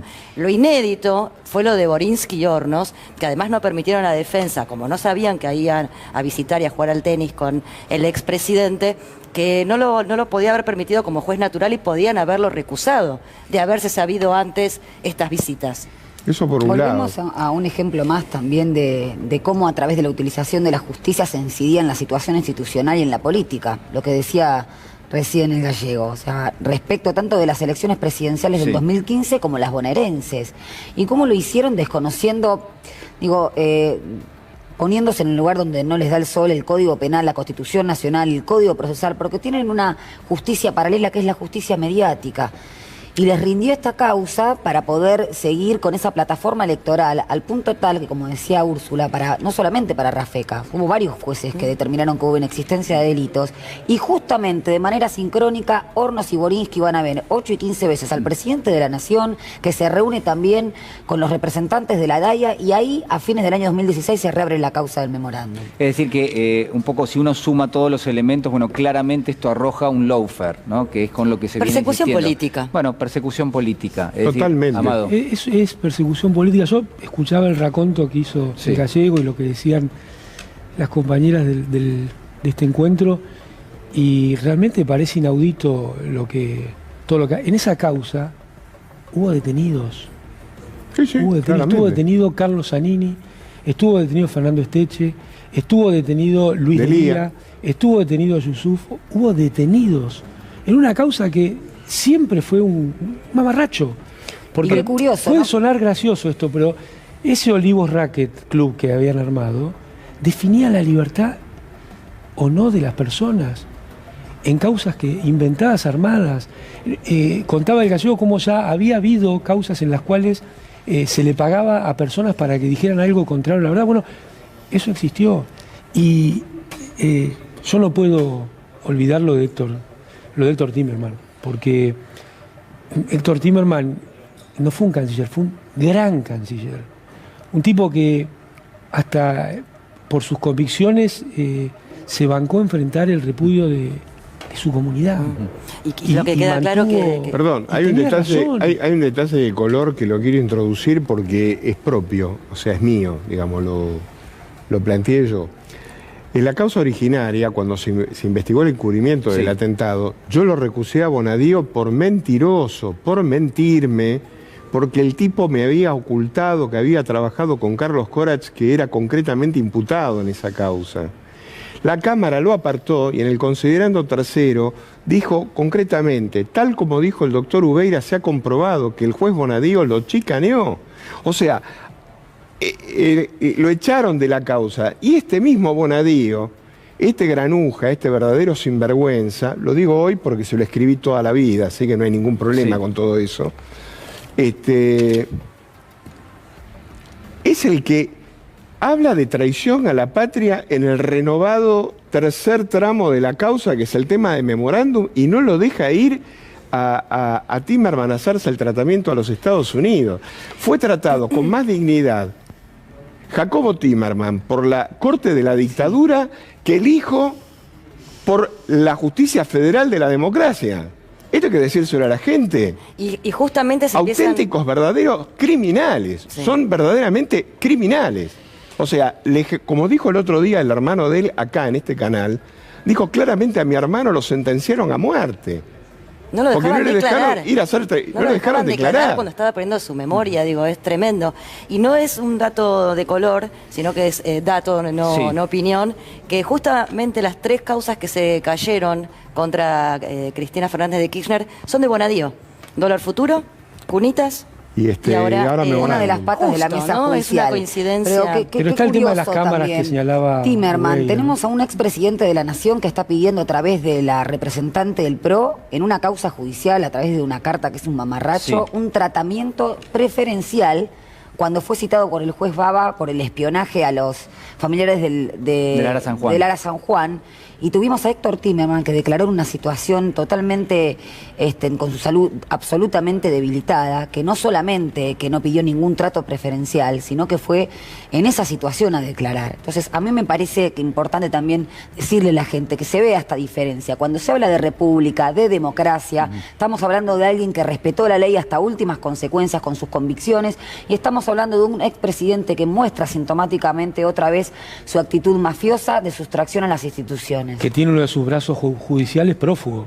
Uno de los tipos que lo ayudaba a hacer todas estas cosas. El ministro de Justicia en las sombras, exactamente. Está prófugo en este momento, ¿no? Alguna vez estuvo prófugo. Está prófugo en este momento. Y lo que más a mí me parece que también, además de la causa en sí, y lo vuelvo a repetir, el gran problema que tenemos con la pata de la justicia en nuestro país, ¿no? La democracia, que necesita tanto de estos 3 poderes, la verdad, hasta para cualquier persona de a pie, que puede entender un poco más, que puede entender un poco menos, ve todo este armado, que se lo pueden hacer en las grandes esferas de gente con poder, ¿cómo no se van a hacer al pobre Pichi o a la pobre Pichi que van gana por nada? Entonces, nos deja muy desprotegidos. Con nadie. Muchas veces se miró a la Corte Suprema y ahora... Es curioso, porque fue el coautor de la doctrina en Ursún, así que no sé, tanto por acción como por omisión.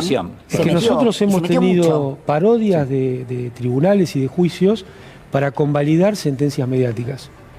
O sea, hubo un esquema que se puede llamar persecución judicial o lawfare, pero es un esquema muy que funciona como un mecanismo de reloj. Viene el tratamiento mediático, la condena mediática, el proceso judicial vinculado más al Código Electoral que al Código Procesal Penal, y finalmente una parodia de un juicio con testigos truchos, con pericias truchas, con jueces que hacen cualquier cosa, que cobran, como el caso de Bertuzzi con un ascenso. Y esto fue cómo funcionó la Argentina y cómo parcialmente sigue funcionando, ¿no? Claro. Bueno, nos vamos a meter nuevamente de lleno en el plano económico. Vamos a volver sobre este tema porque es muy relevante. En las últimas horas, saben ustedes, hay definiciones ya vinculado a lo que es uno de los proyectos importantes que va a poner el gobierno en marcha. Esto es transformar los planes sociales en empleo. Habló el titular de la Cámara de Diputados, Sergio Massa. La posibilidad de crecer a partir de la generación de instrumentos que desarrollan nuestras pymes, que son uno de los motores más importantes de la economía, y la recuperación del ingreso medio en la Argentina como motor central del mercado interno son fundamentales. Y en esa tarea estamos, salidos de la emergencia, salidos de las situaciones de urgencia que nos impuso la pandemia. La cabeza y el corazón del gobierno tiene que estar puesto en crecer y generar empleo. Para el doctor Feletti, está claro que el gobierno ha puesto de alguna manera un eje fuerte en el tema del empleo.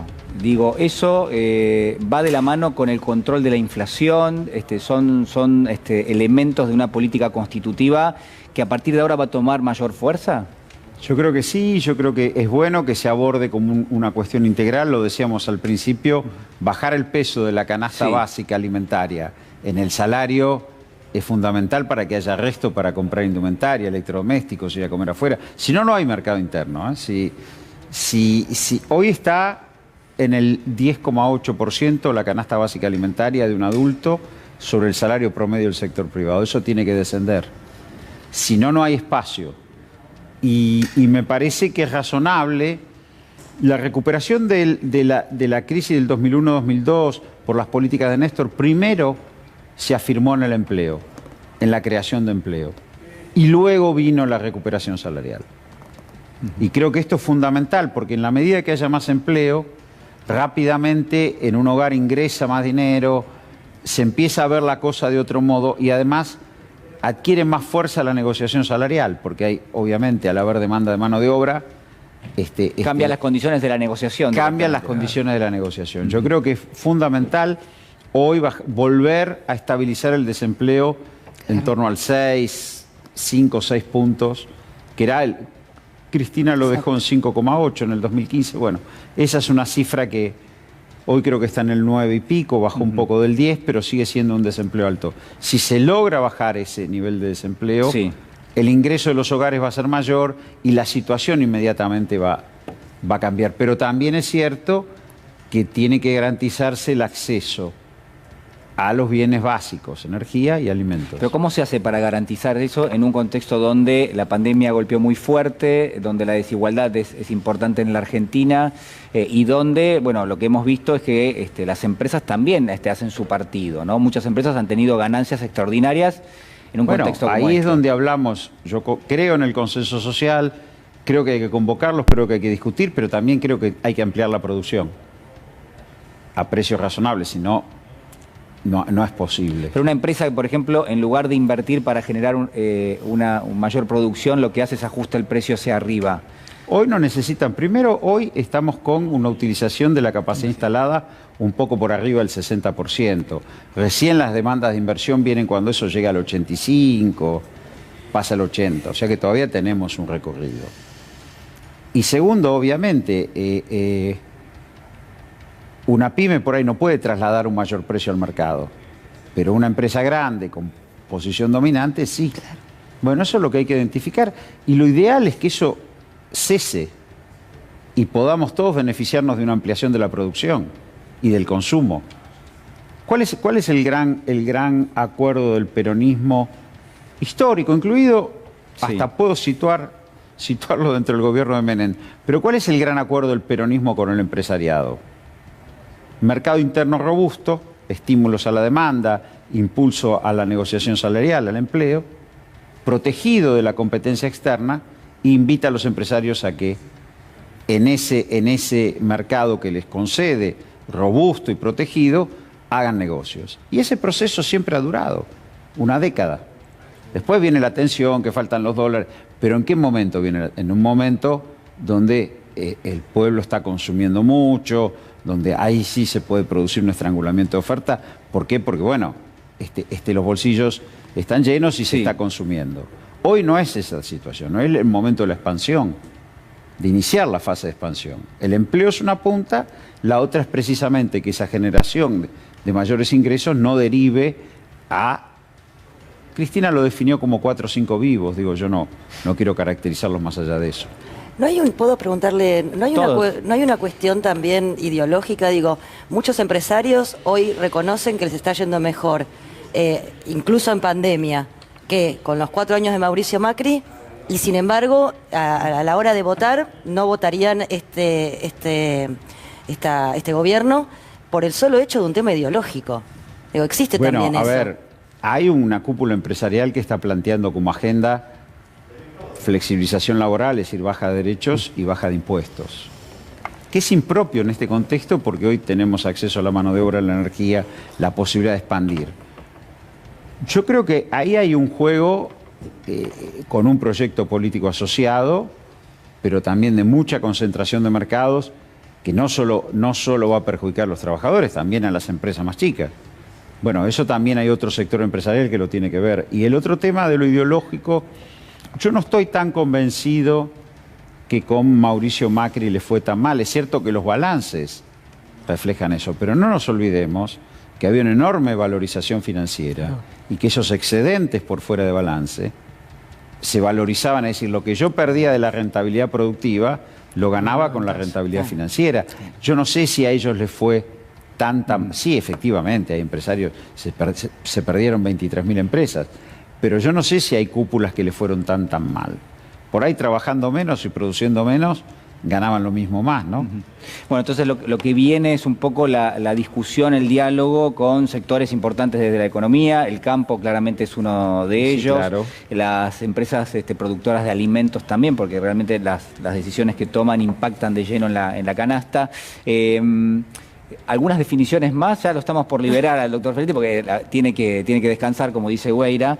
Digo, ¿cómo se encara no digo la jornada, pero sí la agenda de trabajo? ¿Cuáles son los principales ahora ejes?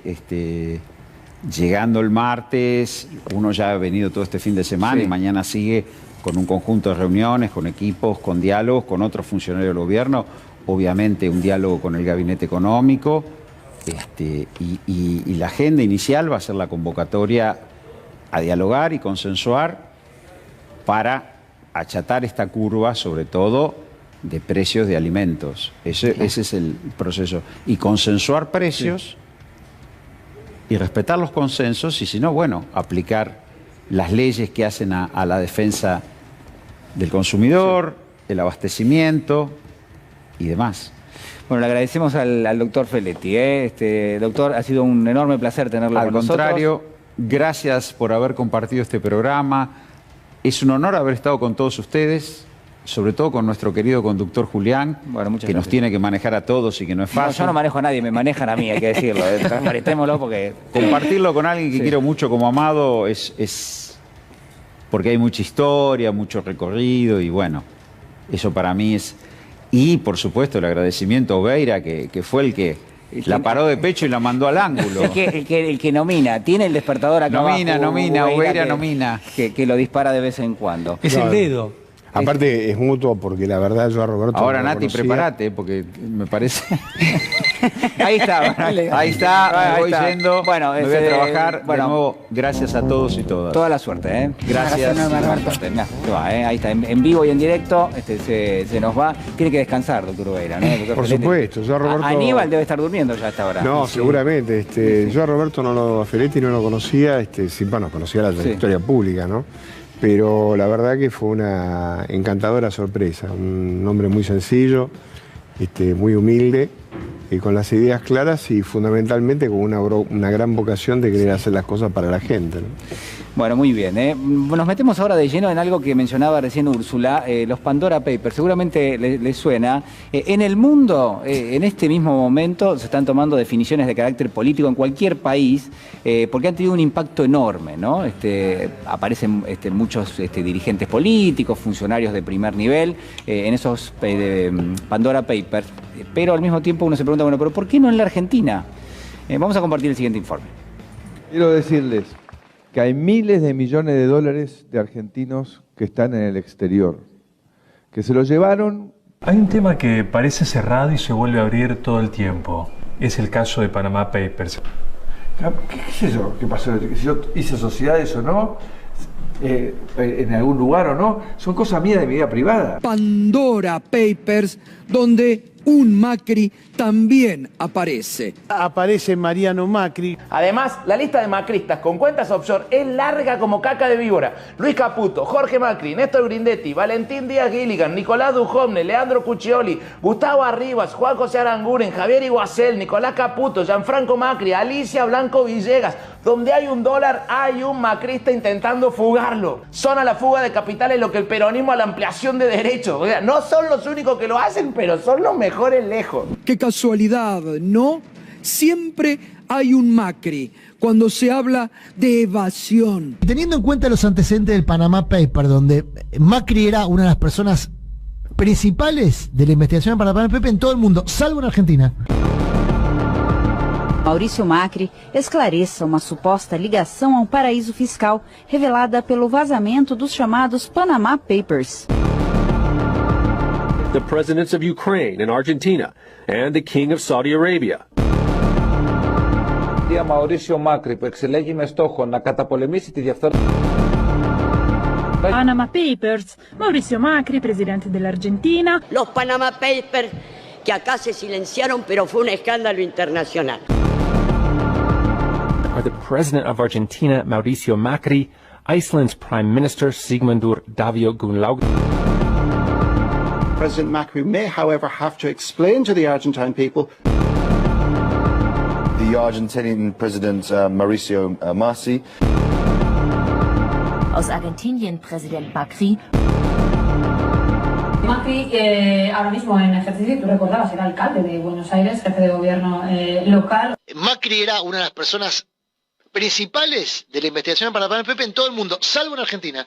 Se conoció que Macri estaba involucrado después de que Macri fue electo. ¿Te acuerdas de aquel episodio? Sí. ¿Cómo se le avisa a Macri? Mira, estás nombrado en los Panama Papers. Con el equipo de la Nación decidimos que le íbamos a contactar más o menos una semana previa, porque queríamos darle un tiempo para que él pudiera elaborar una respuesta. ¿Es justo que se le dé una semana para que prepare? A mí me parece que es lo que corresponde, es la buena fe. A mí me parece que es lo que corresponde, es la buena fe. Digamos, decidimos darle unos días. Bueno, le dieron unos días, ¿no? Claramente. Es increíble, además lo dice. Bueno, pareciera como que no es un problema, ¿no? Nadie tiene que dar una Recordemos que explicación justamente sobre eso. es los Panama Papers que no salieron, es decir, los publicaron después de las elecciones. Esperaron a que pasasen las elecciones y ahí recién nos enteramos que Mauricio Macri estaba en los Panama. Pero además la Nación formaba parte del consorcio que teóricamente investigaba internacionalmente esto. Como ahora, como los Pandora, y no está en el título del diario. Ahora, pero ¿por qué no están los Pandora? Porque, a ver, ¿cómo le explicamos a alguien que nos está viendo que esto es importante para esa persona, que es importante para la Argentina? Yo creo que porque la matriz que tienen para actuar, la matriz estructural, esta criminalidad organizada, presupone sacar la plata que utilizan del Estado, que utilizaron en ese momento del Estado. El derrame no existe, la plata en vez de derramarse se va para otro lado. El derrame es una cuestión económica. Algo más, ¿no? Y yo creo que es para sostener, me parece, cierto pensamiento que desde hace años y años y años escuchamos en nuestro país, donde y se quiere mantener, el status quo quiere mantener este discurso donde el problema es el hambre, el problema es la pobreza, el problema... y justamente, si hay algo que provoca la pobreza, el hambre, es esta fuga de dinero. Claro, no ahí está el problema de nuestro país. La conformación de la riqueza. Está en la Argentina. Hay una nota muy está buena afuera. Por eso ellos no lo quieren, hablar. Que se llama De eso no se habla, justamente. Por eso no lo quieren hablar. ¿Pero de qué es lo que nos habla? ¿De la riqueza? ¿De cómo se maneja? Del dinero argentino fugado, que es nuestro y que es el que generó la pobreza, el hambre. Es eso, el Julián, problema no es la vinieron pobreza. a imponer un sistema de renta financiera, destruir la producción, destruir el mercado interno. ¿Para qué? Para justamente poder endeudarse y llevarse esos dólares. Es así, y no ponerlos en la economía, en la gente. Doctor. Yo tengo como siempre una interpretación psicológica. Sí, ¿no? Sí, me interesa, es el plano clínico. Yo creo que es un problema de, hay que poner a la Argentina en el diván, ¿no? Entonces, claramente, todo lo que significa este tema de la fuga y que las personas que tienen un nivel de dirección dentro del país y qué sé yo, hayan naturalizado el tema de la existencia de cuentas offshore, poder mandar la plata afuera y que esté dentro de la clase media argentina formado ese tipo de concepto que en general no advierte ninguna criminalidad. O sea, porque evadir impuestos está fenómeno, mirá qué vivo es, una cantidad de cosas. Tiene que ver con una falta absoluta de respeto a la Constitución del Estado. O sea, el argentino no cree que la casa en la cual realmente vive, que es la República Argentina, sea su casa. Él lo considera un dormitorio. Los únicos que realmente consideran que esta es su casa son aquellos, por ejemplo, que no tienen ninguna posibilidad de salir de este territorio. Entonces, claro, hay como una suerte de dos planos en la República Argentina. Está el tipo que considera que es natural fugar, o que es natural tener determinada cantidad de dinero en el extranjero y qué sé yo, y están los otros que no tienen esa posibilidad y viven rehenes de este tipo de circunstancias. Sí, aunque incluso puede ser aspiracional, ¿no? Dice, ojalá algún día yo pueda... siendo aspiracional. Yo pudiera... Y de hecho, son los ciudadanos del mundo y el resto, como dicen en el interior... Bueno, y de hecho Macri acaba de producir lo que comúnmente en el diván se llamaría, cuando vos llegás al momento oclusivo con el psicoanalista, que él dice, ninguna persona que pague impuestos en la República Argentina puede de alguna manera vivir. O sea, no se puede constituir el funcionamiento de una empresa si vos tenés que pagar todos los impuestos. Lo acaba de decir hace poco tiempo. Ahora esto tiene dos planos, Julián. Sí, porque por un lado es la cuestión de esta gente que se pone por encima de los demás. Claramente dice, mira, la ley para mí no es para todos ustedes. Claro. Y eso me parece un poco en lo que estaba refiriendo el gallego. Ahora, hay otra cuestión, que las políticas públicas que se llevan adelante para hacer esto arruinan al resto de los argentinos y las argentinas. Claro. No es casualidad lo que pasó con los 4 años de Macri.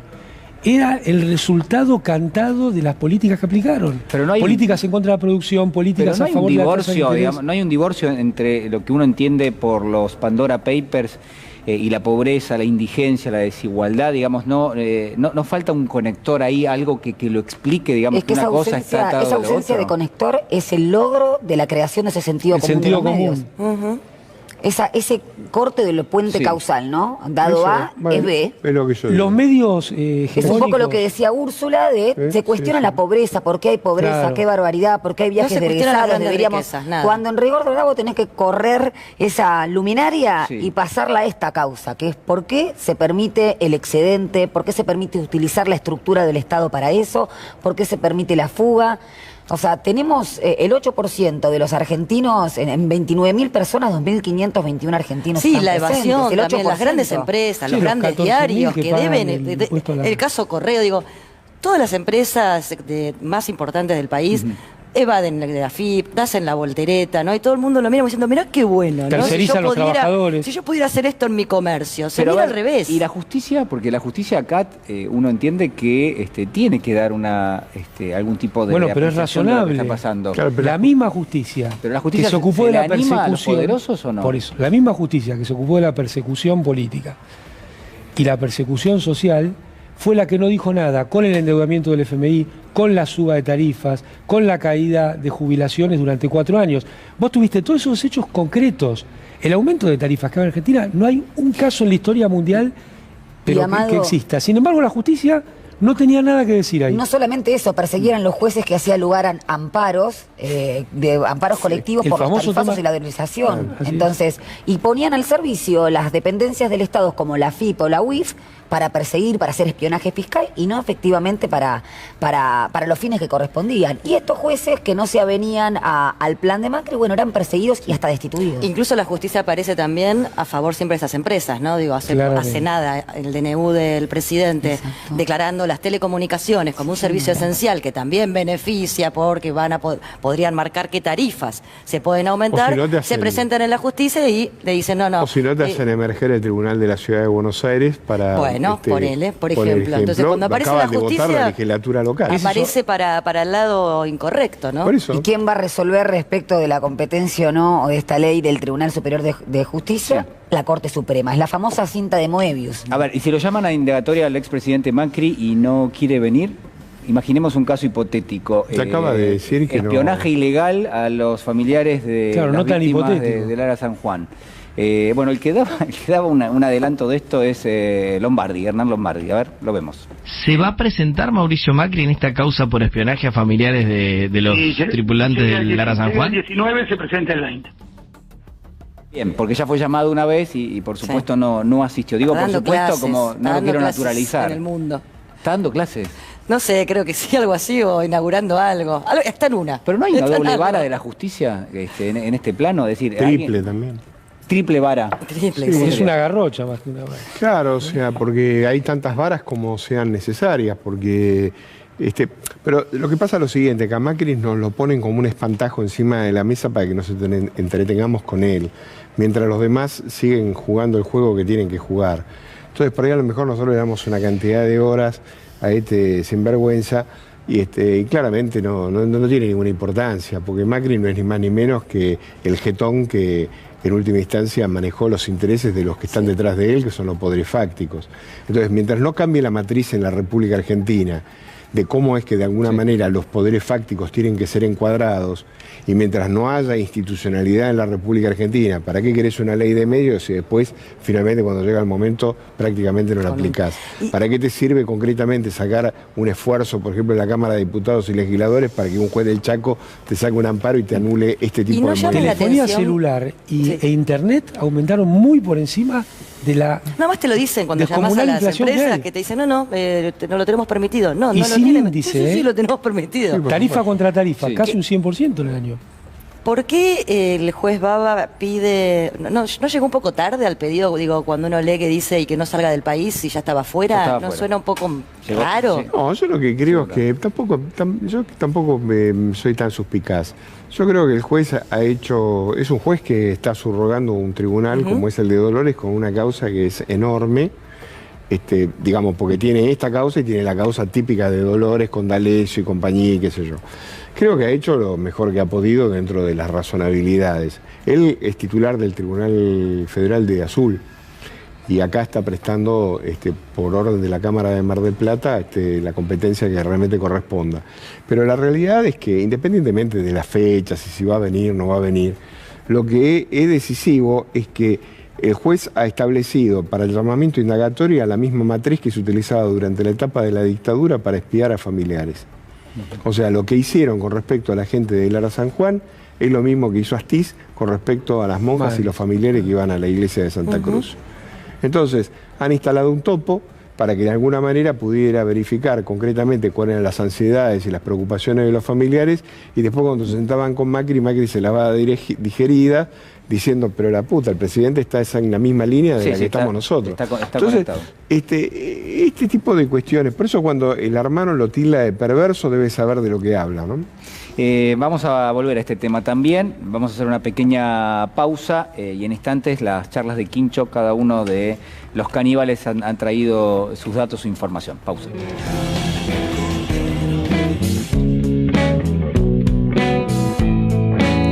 Bueno, seguimos en nuestro programa, nos reímos porque la verdad que los comentarios del corte son muy interesantes, ya los vamos a hacer públicos en algún momento, vamos a recortarlo. No sé si interesante, pero gracioso. Gracioso. Bueno, Natalia, ¿estás bien? Porque Natalia llegó un poquitito tarde porque le chocaron el auto de adelante y de atrás. Fue sándwich. Un sándwich quedó mi auto. En Panamericana. Pero vos estás bien, está tu mamá acá. Sí, estamos bien. Por suerte, es lo más importante. Bueno, ¿querés arrancar con tu Quincho? Así es. Bueno, ustedes sabrán que ahora a través del Tribunal Superior de Justicia, que lo quieren poner como órgano revisor de la Justicia Nacional, la quiere cooptar Horacio Rodríguez Larreta y Juntos por el Cambio, es también, además, para procurar la impunidad de Mauricio Macri con la causa Correo y otros referentes políticos, para conformar la famosa reforma laboral o flexibilización laboral, si no pueden con la ley, a través de los tribunales, desconociendo derechos. Bueno, esto no es la primera vez que pasó, es otro modus operandi del macrismo. En el año 2017, con las elecciones intermedias, el macrismo había prometido no instalar la reforma laboral. Habían dicho que no lo iban a hacer. Incluso fue otra de las promesas. 4 días después, o 2 días después de las elecciones y que obviamente ellos resultaron ganadores, dijeron que presentaron la reforma laboral, que era la reforma laboral a la brasilera, proponiendo exactamente lo mismo que ahora. Sustitución o modificación de las indemnizaciones laborales, modalidades de contrataciones basura, como decimos, es decir, que tener un trabajo dependiente sea básicamente un privilegio. Y bueno, en esa oportunidad estuvimos, yo lo recuerdo porque estuve presencialmente con la Corriente 7 de Julio, organizaciones de derechos humanos, tuvieron madres, abuelas, organizaciones de jueces, ante una denuncia ante la Comisión Interamericana de Derechos Humanos, en donde también estuvo presente ahí el gobierno de Mauricio Macri, y que se le pidió incluso que no trate a los jueces de mafiosos y a los abogados, diciéndosele, o sea, en ese momento fue una verdadera vergüenza, que era un improperio, un exceso. Pero digo, en ese momento también quisieron instalar la reforma laboral, bueno, como hicieron ahora con el TCJ. 2017, gremios, Julián, gremios intervenidos, hubo 23 gremios intervenidos durante el gobierno de Mauricio Macri. Lo que debía entender la justicia laboral lo entendía la justicia penal también, ¿no? Trabajadores, justicia laboral, todos confluimos para pedir por el buen trato, por el respeto a la justicia, pero vos sabés que el informe que se hizo en ese momento fue el antecedente que utilizó García Sayán en el 2019 para decir que acá en Argentina había un plan sistemático y estructural de injerencia en el Poder Judicial. Así que fue muy importante la movilización, y lo mismo que sucedió ahora con la movilización en el Tribunal Superior de Justicia para pedir no a la cooptación de la justicia. Bien, nada más y nada menos. Doctor Ubeira. Me engancho con lo que acaba de decir, porque era el tema que yo iba a tratar justamente, el de García Sayán y el relator de Naciones Unidas, vinculado al periodo oscuro del macrismo en materia de administración de justicia. Y no es menor, porque finalmente ahora, por ejemplo, esta idea de que hay una imagen muy concreta de qué es lo que pasó durante esos años de oscuridad. Sí. Pareciera que no, como dicen los pibes, no garpa. Pero tarde o temprano va a terminar pagando. ¿Por qué? Y porque, a diferencia de lo que ocurre en la República Argentina, Naciones Unidas o la Comisión Interamericana no olvida. Y lo que de alguna manera se instaló en un momento determinado, eso finalmente se plantó hoy y va a prosperar seguramente más adelante. Yo lo que quiero llamar a la reflexión, a los que nos puedan estar mirando, es que más allá, digamos, de banderías o de opiniones políticas o de percepciones sobre si determinadas personas son mejores, peores, si tienen que estar o no, la realidad es que cuando vos entras en el tamiz de la justicia no te reconoce ni tu abuela, si es que de alguna manera perdiste las referencias y inmediatamente te desnudan, te investigan y te liquidan. Entonces, me parece, y esto me parece que es importante, es recogido por este fallo que acaba de emitirse con el sobreseimiento de Cristina en la causa Memorándum, lo de García Sayán. Y quiero decir que eso sí va a ser importante porque va a traccionar sobre todo el sistema judicial, inclusive la Corte Suprema de Justicia, que durante estos 4 años del macrismo miró absolutamente para otro lado y en la gran mayoría de los casos fue cómplice de las barbaridades que se cometieron en la República Argentina, entre ellas las privaciones ilegítimas de la libertad. Así que cuando el presidente dice que en la República Argentina no hay presos políticos, si estamos convalidando la existencia de espionaje ilegal y de un presidente que invirtió de alguna manera los roles del Ejecutivo con el Judicial, quiere decir que en la República Argentina, como el caso de Milagros Sala, hay presos políticos. Muy bien, Úrsula. Quería acordarnos, ¿no? Hacer un ejercicio en la sociedad por el tema de los incendios habituales que vivimos. Me llamó mucho la atención la vez pasada con los humedales, era el día a día, y lo que pasó en Córdoba estas últimas semanas fueron miles y miles de hectáreas arrasadas otra vez por el fuego, otra vez con el tufillo a negocios inmobiliarios o agronegocios.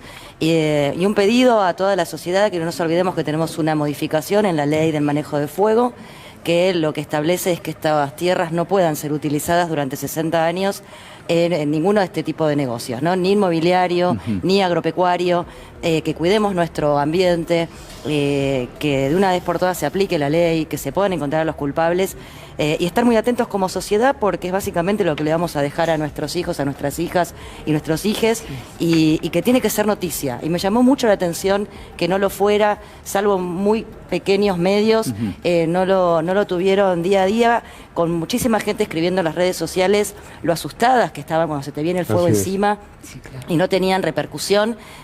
Así que nada, que estemos atentos como sociedad. Es nuestra tierra, es nuestra Argentina y a aplicar las leyes que correspondan para que dejen de prender fuego la tierra, nuestro suelo, la Pachamama.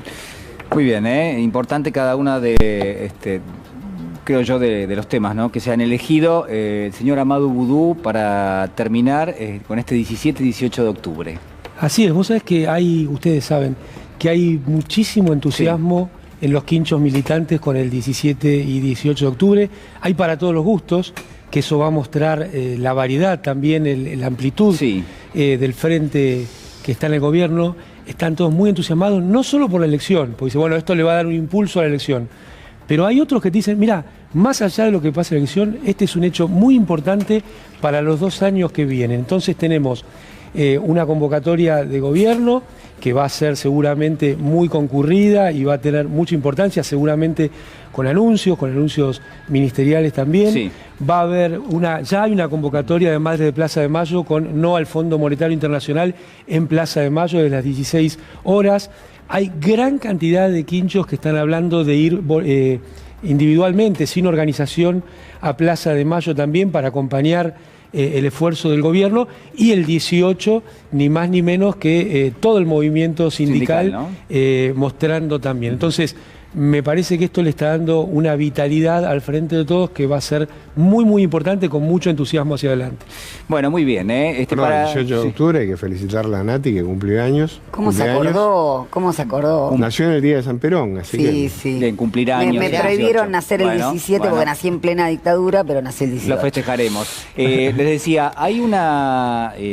no sé si es un teorema, se llama el teorema de Baglini, seguramente ustedes lo conocen, por el legislador mendocino, que lo que decía es, bueno, a medida que uno se va acercando a la posibilidad de ejercer un cargo público, se vuelven más acotadas, más conservadoras las propuestas. Pero cuando estás muy lejos de esa posibilidad, bueno, por supuesto proponés el oro y el moro, hablando del rey Midas.